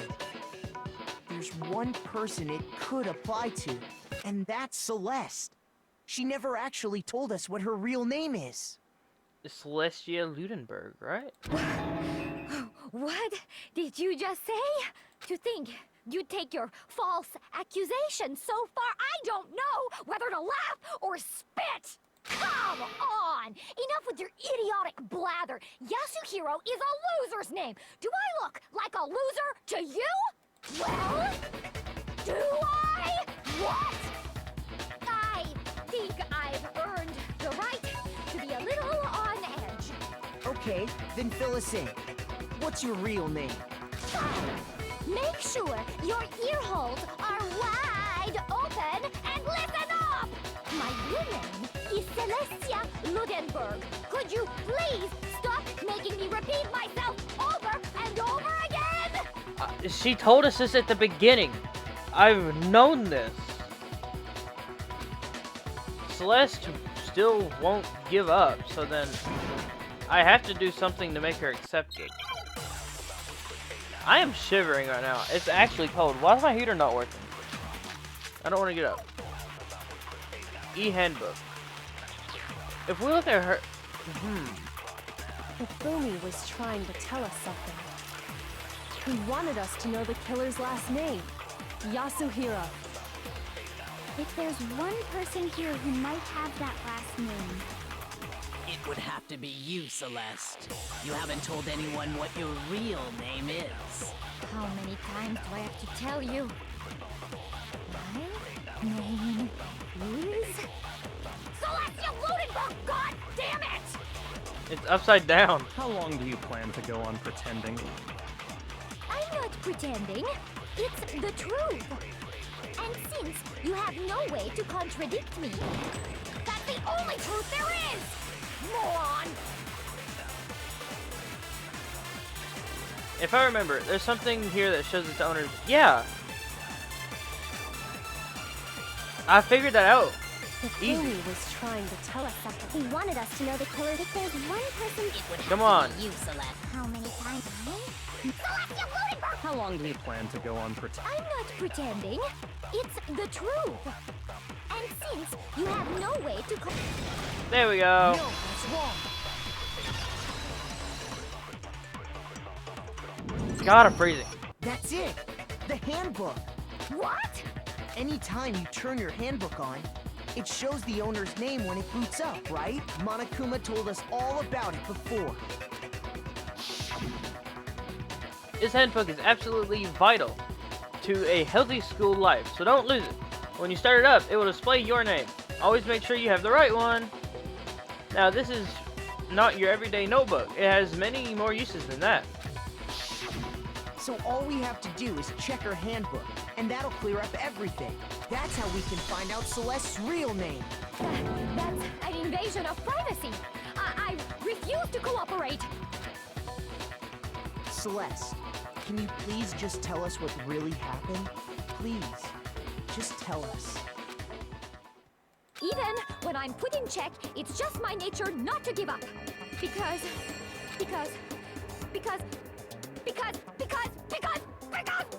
until the game's over, you never know what might happen.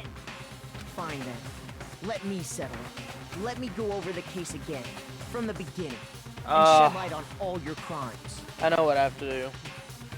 It's gonna take 20-30 minutes to do. I know what I gotta do. And that'll bring everything to an end.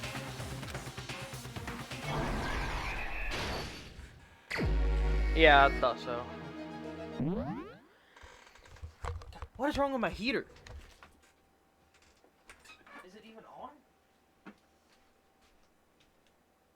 Yes, it is. It's set on 70. It's not 70 degrees in here. It feels like 30 degrees. It's cold. Good Christ, man. Freezing to death. Oh, Jesus.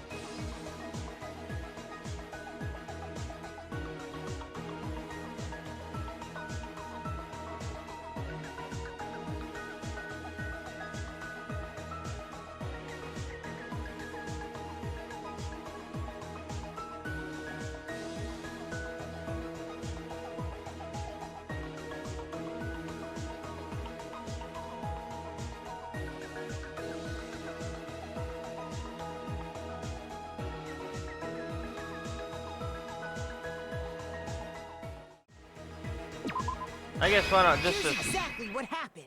Yeah, it's not exactly what happened. Before anything, the killer persuaded some Okay, that works. Hifumi. With an accomplice, the killer was able to execute a number of otherwise impossible schemes.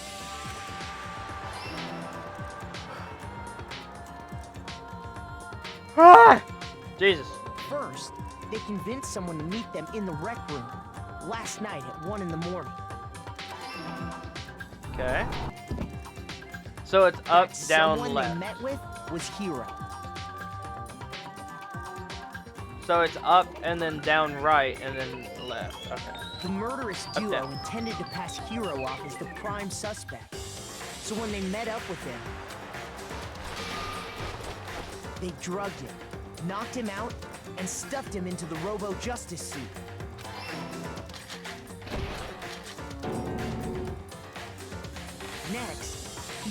positioned himself to make it look like Robo Justice was attacking him, while the killer used a digital camera to take pictures of the assault.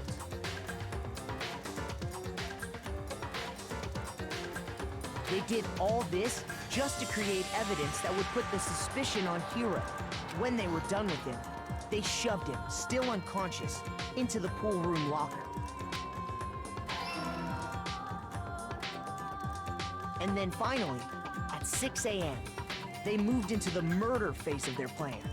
They called Taka to the equipment room.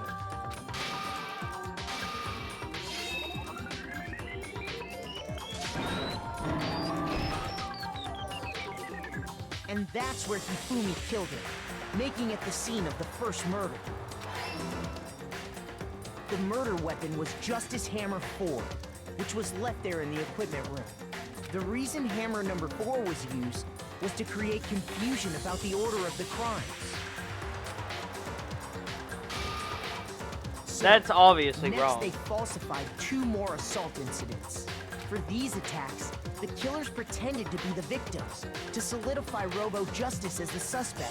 The first fake incident was the attack in the rec room. There, the killers wanted us to see Justice Hammer 1, and the Robo Justice pictures they'd taken. They wanted to make sure we bought the surprise attack story. The second fake incident was the attack in the library. This time, they planted Justice Hammer 2 and an injured Hifumi to sell us that story. With these 2 incidents, the killers were able to create a certain preconception in our minds that the suspect was increasing the size of the hammers and attacking people in order as they did. We fell right into their trap and started looking for the suspect based on that. But Wait, actually? I just randomly placed that. while we did That- we left Hifumi alone wow. in the nurse's office. I actually just placed that there just to see if the others in the beginning were correct. Wow. Well then, that was a lucky coincidence. This was exactly what Hifumi was hoping for. He took a blood packet from the refrigerator. That one can't be and right, can Justice it? Hammer 3 Eh, and never mind. turned the room into a crime scene. He let out a scream to draw us back, and when we returned, that's what we found. Meanwhile, the other group that had been out searching found Taka's body at the same time. So when we heard the body discovery announcement, we naturally assumed it was for Hifumi. We left the nurse's office, and Hifumi once again took advantage of the situation. He simply got up and made his escape. When we learned his body had disappeared, we all rushed back to the nurse's office. And once again, Hifumi had the chance he was waiting for. This time, he snuck into the equipment room.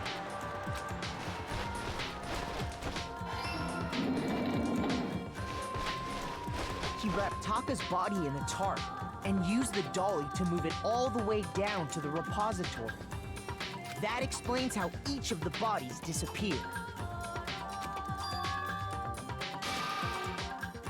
But even Hifumi didn't know what the true killer had in mind for their final act.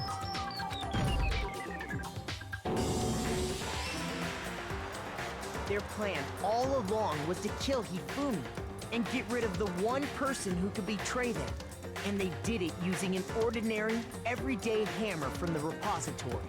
That should cover everything that happened in this case. And the villain behind it all is... I actually did not expect that to go out that well. Half of that I was just guessing and placing, but it worked.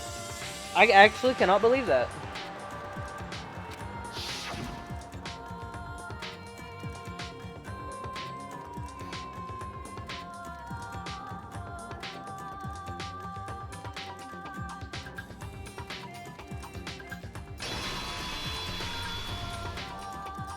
Celeste! Sorry, you lose. I lost? I lost? When was the last time I was forced to utter such words? They hang heavy around my neck. Then you admit it? You're the killer? Listen to you, trying to take charge, as if you're my private instructor. I, Celestia Ludenberg. Actually, no. Taiko Yasuhiro is fine. Taiko? So, you finally accepted it. I'm the kind of person, once I've lost, I don't like things to drag on. She was faking a voice as well? Bruh. You are a pure actress. Interesting. Wow. Like, actually, wow. Hey! Noise. Okay, Monokuma. I'm ready to begin. Or, no. I suppose this is the end, isn't it? It is indeed the moment we've all been waiting for. Time to vote, okay? Okay. If you would, please locate your lever and cast your vote. And when the votes are tallied, who will become the blackened? Will you make the right choice or the dreadfully wrong one? What's it gonna be? What's it gonna be?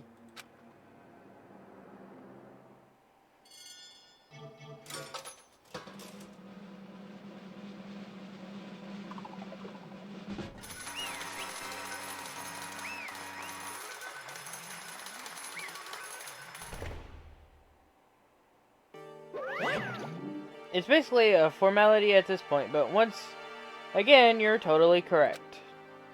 The Blacken this time, the true killer who devised the whole stinking scheme was Celestia Ludenberg, or more precisely, Taiko Yasuhiro.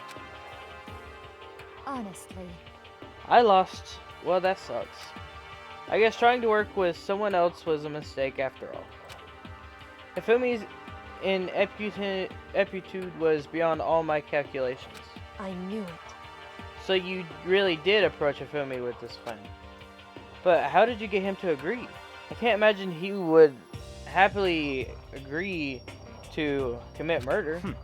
I'm sure she relied on her speciality, lying. My speciality? Don't make me laugh. I didn't have to lie to get him to agree. So then... Then, did you use, I know you figured it out, Kyoko. You're absolutely right. To get Hifumi to act as my accomplice, I used her. Ah. For everyone who's still left, I'll avoid mentioning it by name, but it was the one thing Hifumi and Taco were both super into. Does she mean... Is she talking about alter ego? Yeah. Say what? What? What are you talking about? Just a second. Don't interrupt. We're in the middle of a very important conversation here. I'm totally out of the loop, as usual. How sad. In other words... Then you're the one who stole it. Indeed. I see. And you used it to drag Hifumi into the plan you'd come up with. Right again. Last night, after we had our meeting about how it had disappeared, I paid Hifumi a little visit. Oh, what are you doing here? Actually, I was hoping I could talk to you, alone. It is about what was stolen. I know who did it. What? are you okay with It this? was Taka. He stole it. So then... And I have proof. Would you like to see it? As it turned out, I had found a use for the digital camera. I had taken you-know-what to Taka's room earlier and took pictures of it there. I deleted the picture as soon as I show it to Hifumi, of course. Damnation! So it was him. But how did he do it? She was supposed to yell if either of us got close to her. You are correct, which is why Taka forced me to steal it. Say what? As for me, Please forgive me. He threatened me. Oh, He did? as for me, He came to my room last night, unannounced, and then it's hard to even say. He abused me. what? And he took pictures. He said if I do not do as he asked, he would show them to everyone. Wow. She's good. So I had no choice. Damnation! That's a crime. An absolute crime. I mean, I knew he'd gone a little crazy, but Say what? I never imagined he would go that far. It was amazing how completely he bought it. I can't express how enjoyable that was. I'm about to say something I've never said before in my life. I'm going to kill him. Unforgivable! I'm going to fucking kill him. most unfortunate. Wait, please. If you go now, you will be playing right into his hands. Actually, Taka is planning to use her to escape. And he has made you his target. What? Escape? You don't mean... Taka is going to try to kill you. I'm gonna miss that weird sound he makes. I'm gonna miss that. indeed. And also, he can keep her to himself. That This bastard. Is unforgivable! Oh, Jesus. Completely Bastard, unforgivable. bastard. Honestly, Can we allow him to continue with these barbaric acts? Absolutely not. How could I? She. I swear I will save her! actually, Then, would you like to join me? It just so happens I have come up with a plan. I have devised a way to reclaim what he has stolen, and escape this dreadful school. And with that, it is complete. What are you talking about? Oh, nothing. Hifumi agreed without a second thought. The effect that item had on him was remarkable. The power of love, even a love as twisted as that, can still drive people mad, it would seem. You disgust me. I see. I have another question for you. Was that strange costume Hifumi's creation? indeed. Indeed. It was real pain in the butt, too. All I asked him to do was make something to hide the face and general body size. I had no idea he'd make something like that, but it's my fault for picking him in the first place. But So, why'd you decide to make me the suspect? Because you're stupid. Yeah, that's about right. That's it? Let's see. And in that regard, I made the right choice. I am so glad your stupidity surpassed my every expectation. Life must have been tough for you, on your parents, though. I feel like I could cry. Well, But when you were explaining your plan to Hifumi, how did you explain the part about him playing dead? What she's asking is, what was Hifumi supposed to do after that, assuming you had actually let him live? Are you okay with this? That's simple.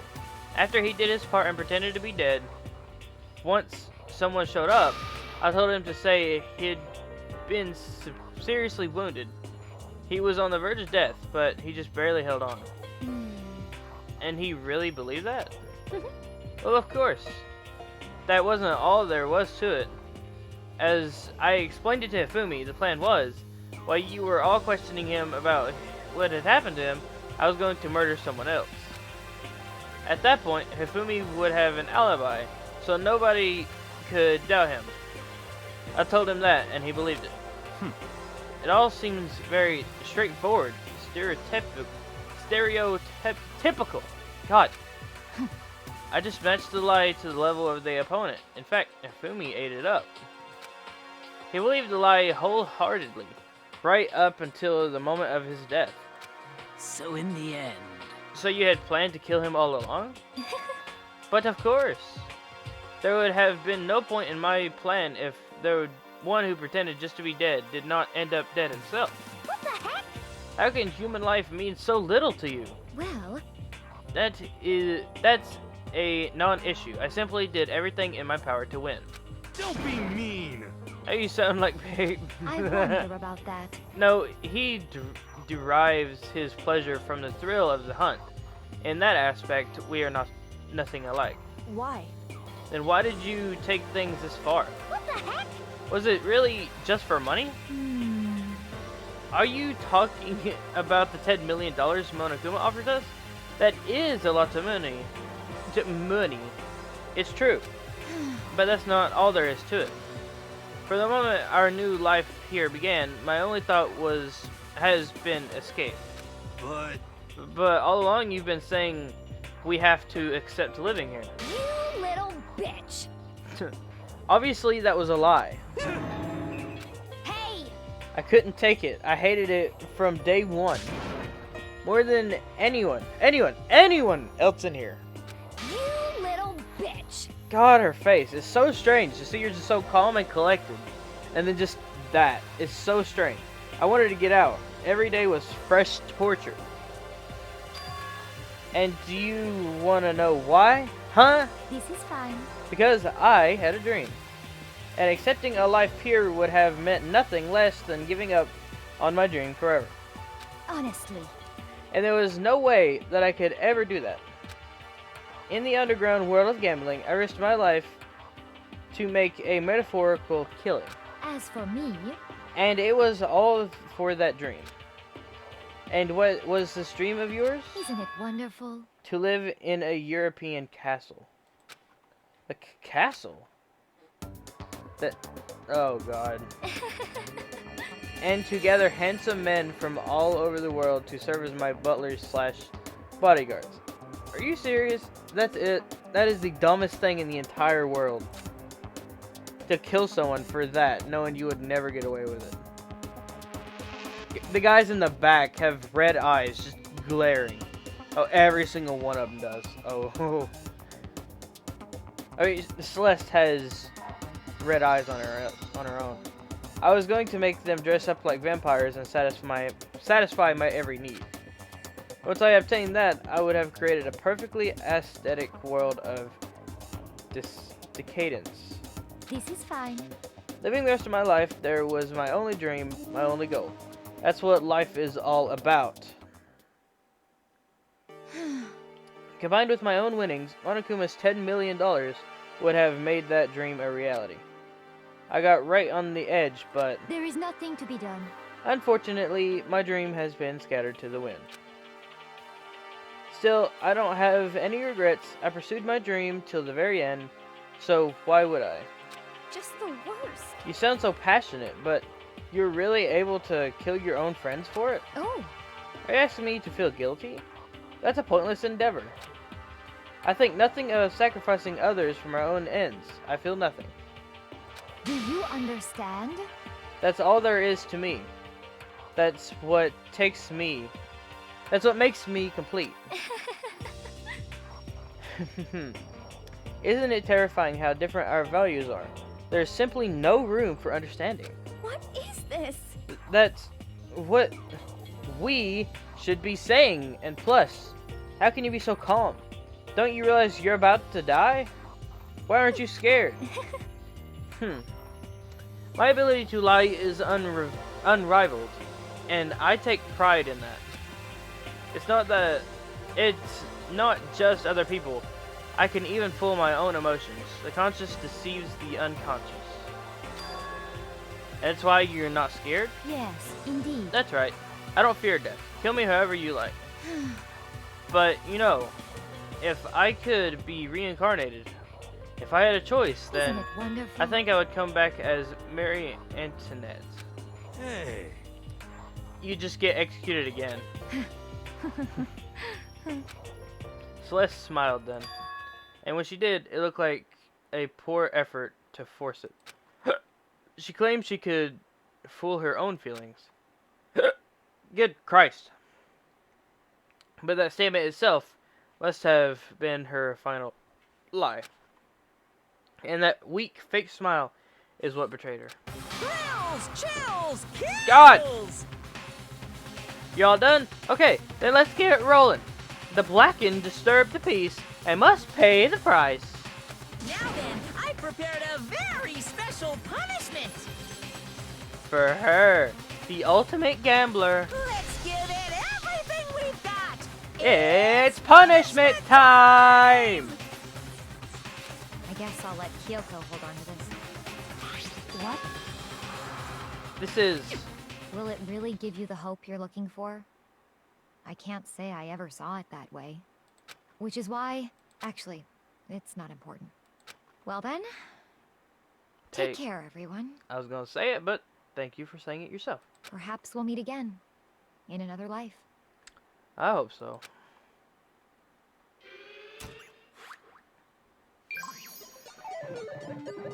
Celeste has been found guilty. Time for the punishment.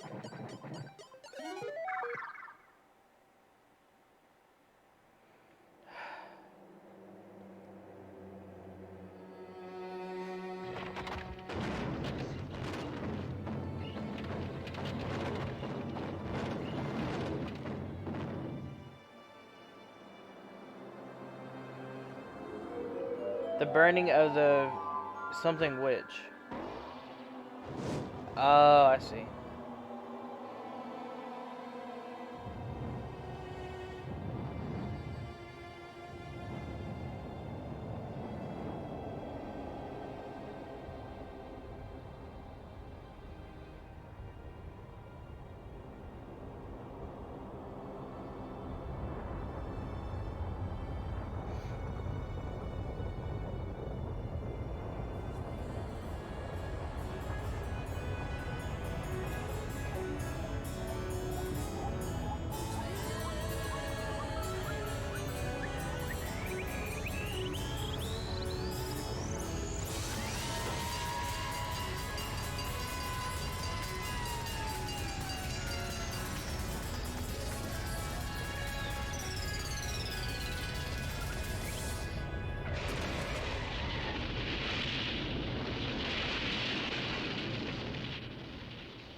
It's just a...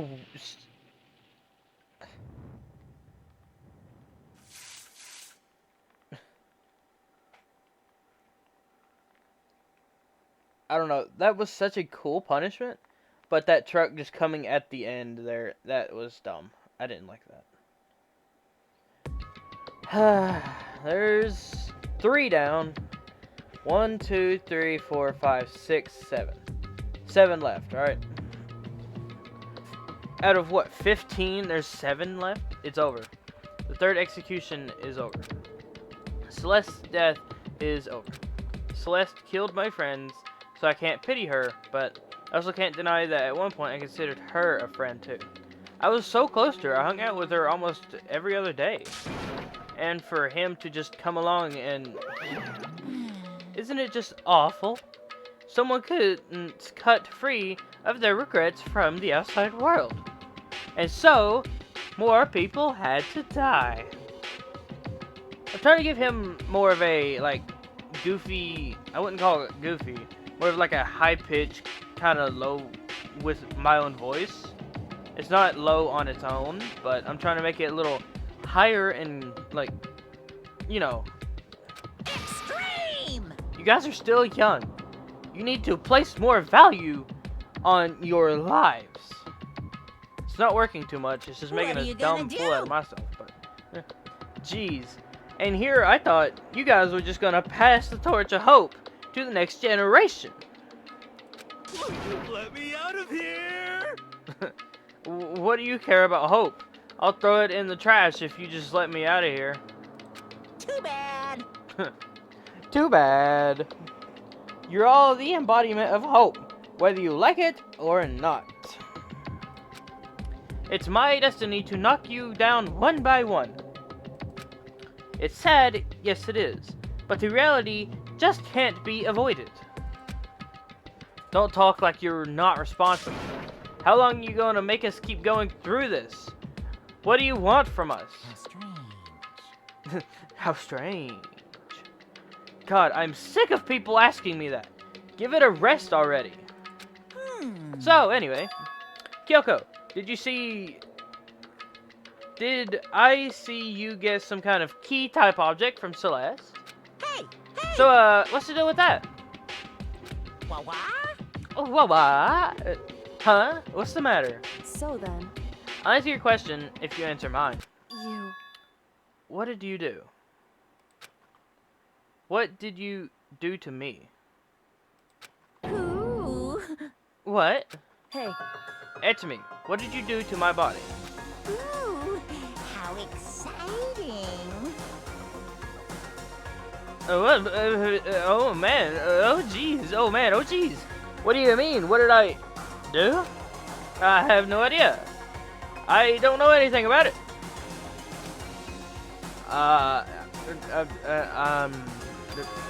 What was that just now? The mastermind did something to Kyoko's body? What does that mean? Hello.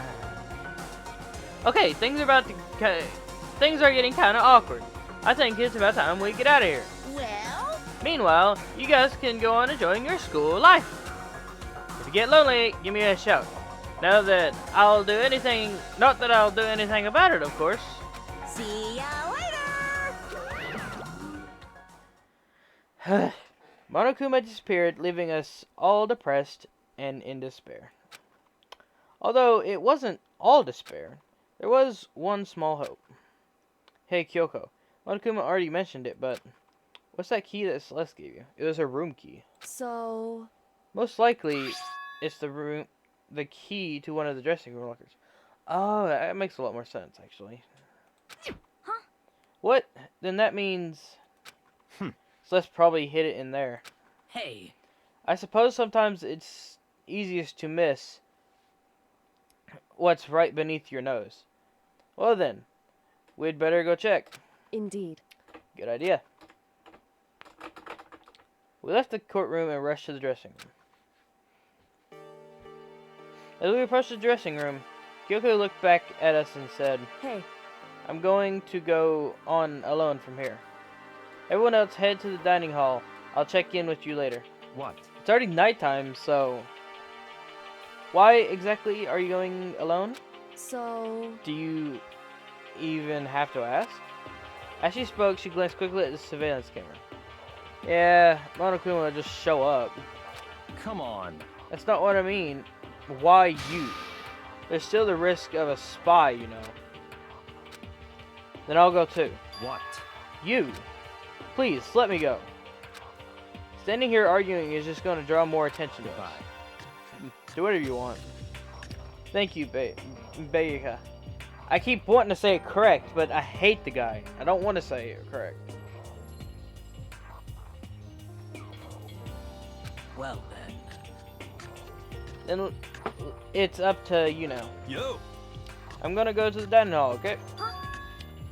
Huh? Makoto and Kyoko go in there together? Don't you get no ideas now. Does that mean what I think it means? Please don't. Okay. Good luck, Makoto. Girls like her are totally pushovers when it comes to little backbone. I tried to forget what Hina said.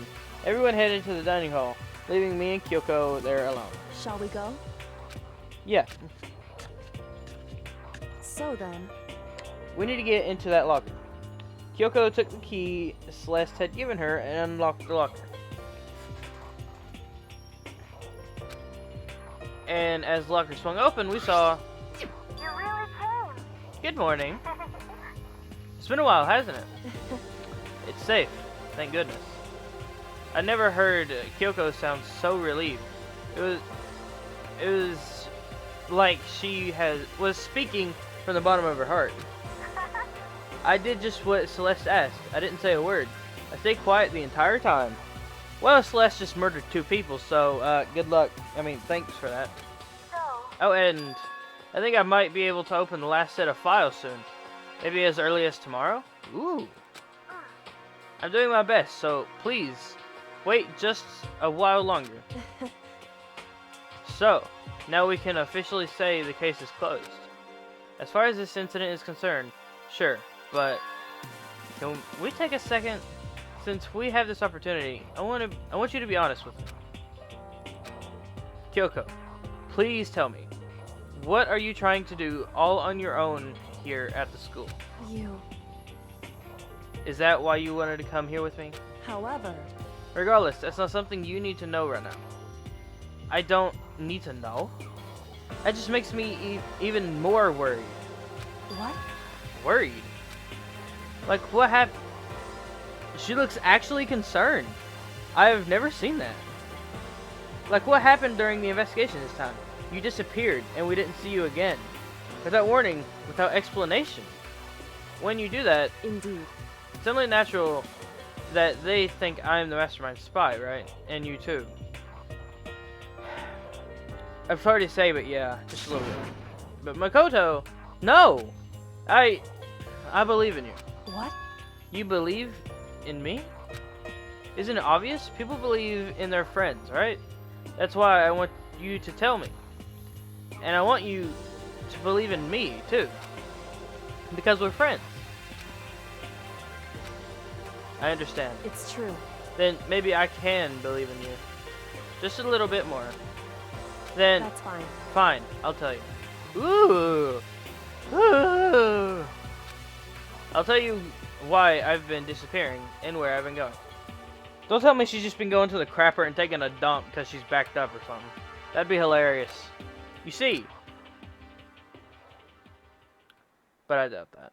What I heard from Kyoko then was, well, frankly, kind of blew my mind. Right after I told Kyoko I believe in her, she told me a story that was, well, almost unbelievable. I decided I had to confirm what she told me with my own two eyes, so I waited for nighttime to come. And when it did, I went into action. It's midnight. Correct. The boys' bathroom on the second floor doesn't have a surveillance camera or monitor in it. And in the storage closet there, way in the back. She said it was way in the back of the boys' bathroom storage closet. But could Kyoko really be right about this?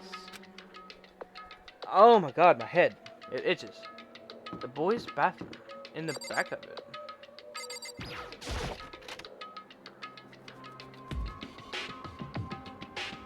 What?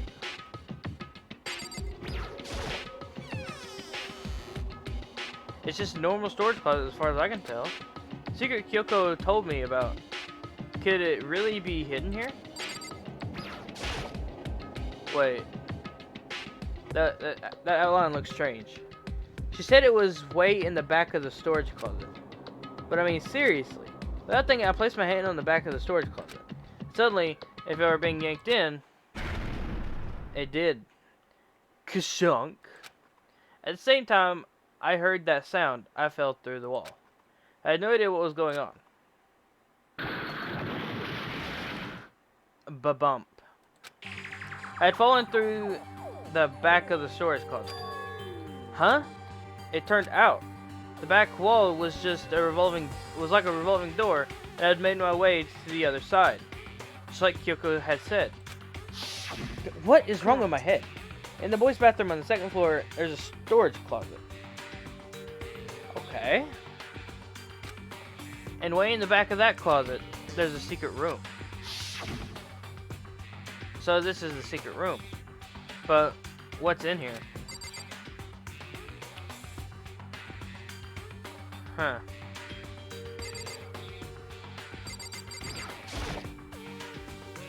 It's just a normal desk, like with normal drawers. There's a bunch of files and what look like volume after volume of yearbooks. They're all covered in dust. Is this where Monokuma sits? Looking at everything, one file on the edge of the bookshelf caught my eye. Host Peak Academy Student Registry. This is the only thing in here not covered in dust. Has someone been looking at it recently? Most likely Kyoko. I slipped the file behind my hand. But before I had a chance to look at it, a slip of paper fell out of the file and it turned my attention to it. You must not leave. What's this? You must not leave. That's kind of weird. I could understand if it said, like, I can't leave, but you must not leave? What is wrong with my head? I ain't gonna lice, don't get me wrong. I know what lice feels like. I've had it before. And it ain't this. I think it's just itchy. And it's continuously itchy because I'm continuously scratching it. What is this? My head feels funny. The strange sensation. It's like deja vu. Those words, you must not leave. I've seen them somewhere before, but can't quite remember. What? What do I know? What don't I know?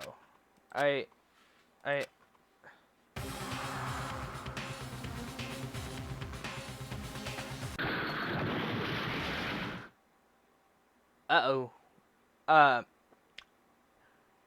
That is no good. A strange sound rang out through my head. It felt like I was shaking, it was shaking my brain back and forth. And then, darkness. I don't understand what's happening. I don't know what started it. It's all over. And with that, I opened my eyes. I didn't know how long it had been. All the books are gone. Ow. Apparently something hit me and I lost consciousness. That's all I understood. The dull, throbbing pain in my head proved that much at least. An empty bookshelf. Huh? Empty? Gone. It's all gone. Yearbooks, a student registry, and even the note that had fallen on the floor. It's all gone. What does this mean? But my brain refused to do any more work. The insistent pain in my head began to spread across the rest of my body. For now, I should go back to my room. Get some rest. My body was heavy with pain. My mind heavy with thought. I dragged myself back toward my room.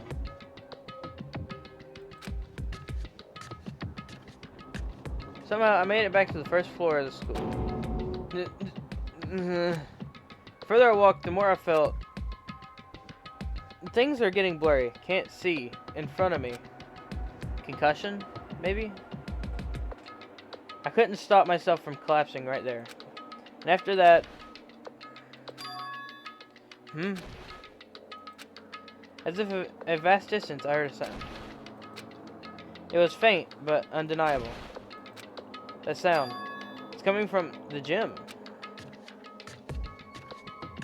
As I desperately hauled my shaky frame toward the gym, the sound got stronger and stronger. Crack. Gag gunk. Bagya. What's going on? It can't be nothing. Here in the gym?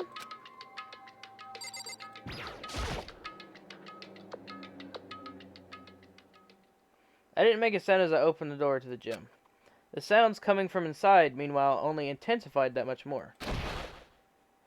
Kacha. Bakyu. What is these noises?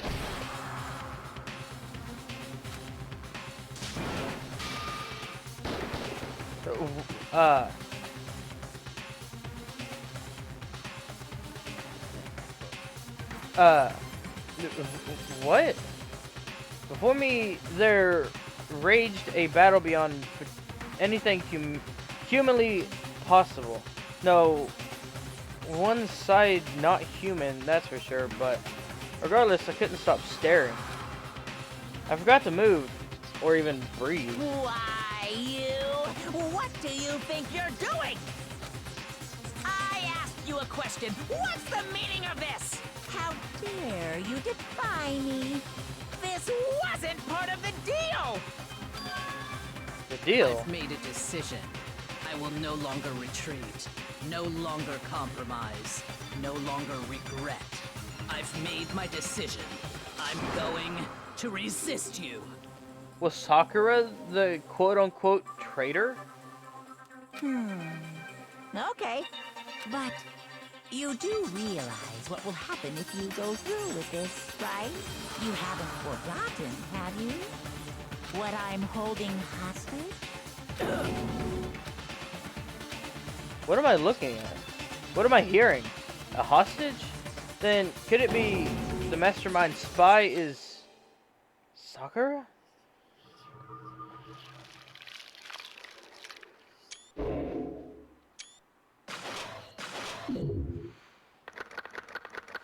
Seven left. To be continued. Got an item. Yes, save the data. Please, for the love of God. You wish to overwrite? Yes. Okay. It's saved there. I'm not gonna read on anymore. I can see what it says and everything, but I'm not reading on anymore. We have finally finished the class trial, which took forever. Which, how long has it been? 3 hours. 3 hours long. Like, the past 2 class trials have been 3 hours long. And on one hand, I was dumb and I couldn't figure anything out in the first place. God, I'm tired. What time is it, actually? I can look on my phone. 2 a.m. I should have been in bed for such a long time ago. I got school, man. Anyway. That is crazy. And as soon as school ends tomorrow, and as soon as I get home, I'm getting back on here and I'm playing. Because it's so interesting, and I'm going to be caught in my mind is going to be put on this the whole time, so. Like, okay, there was this video,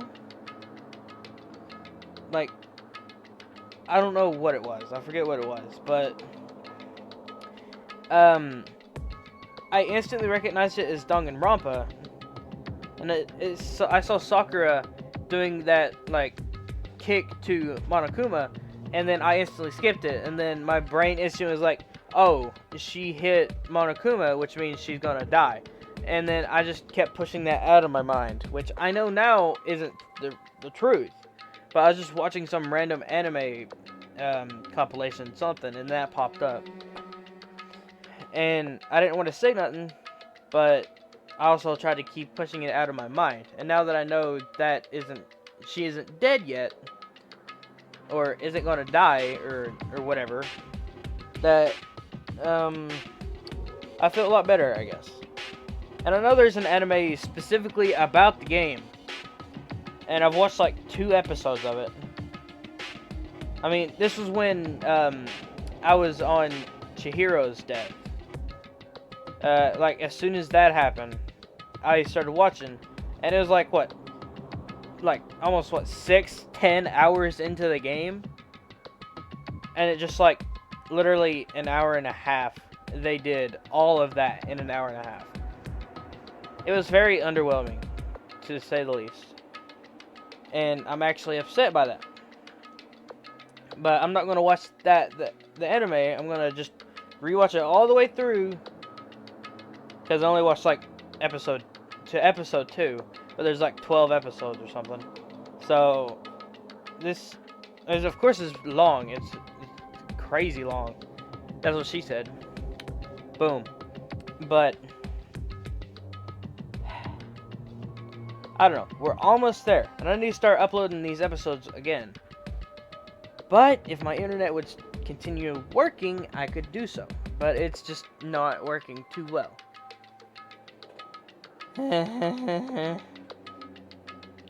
Well, I'm going to stop rambling on. And, yep.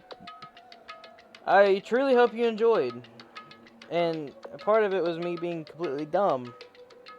Because I forgot that you could copy that and then just shoot to do that. And I was so confused.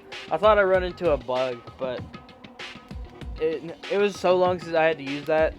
It's just been a while since I've played as well, so yeah. Again, thank you ever so much for watching. Please subscribe if you want. It'll help, but you can if you want to. It'll make me really happy, but again, you can if you want. Again, thank you ever so much for watching. Again, subscribe. And I will see every single one of you in Chapter 4, which is what we're on now. So, I will see you then.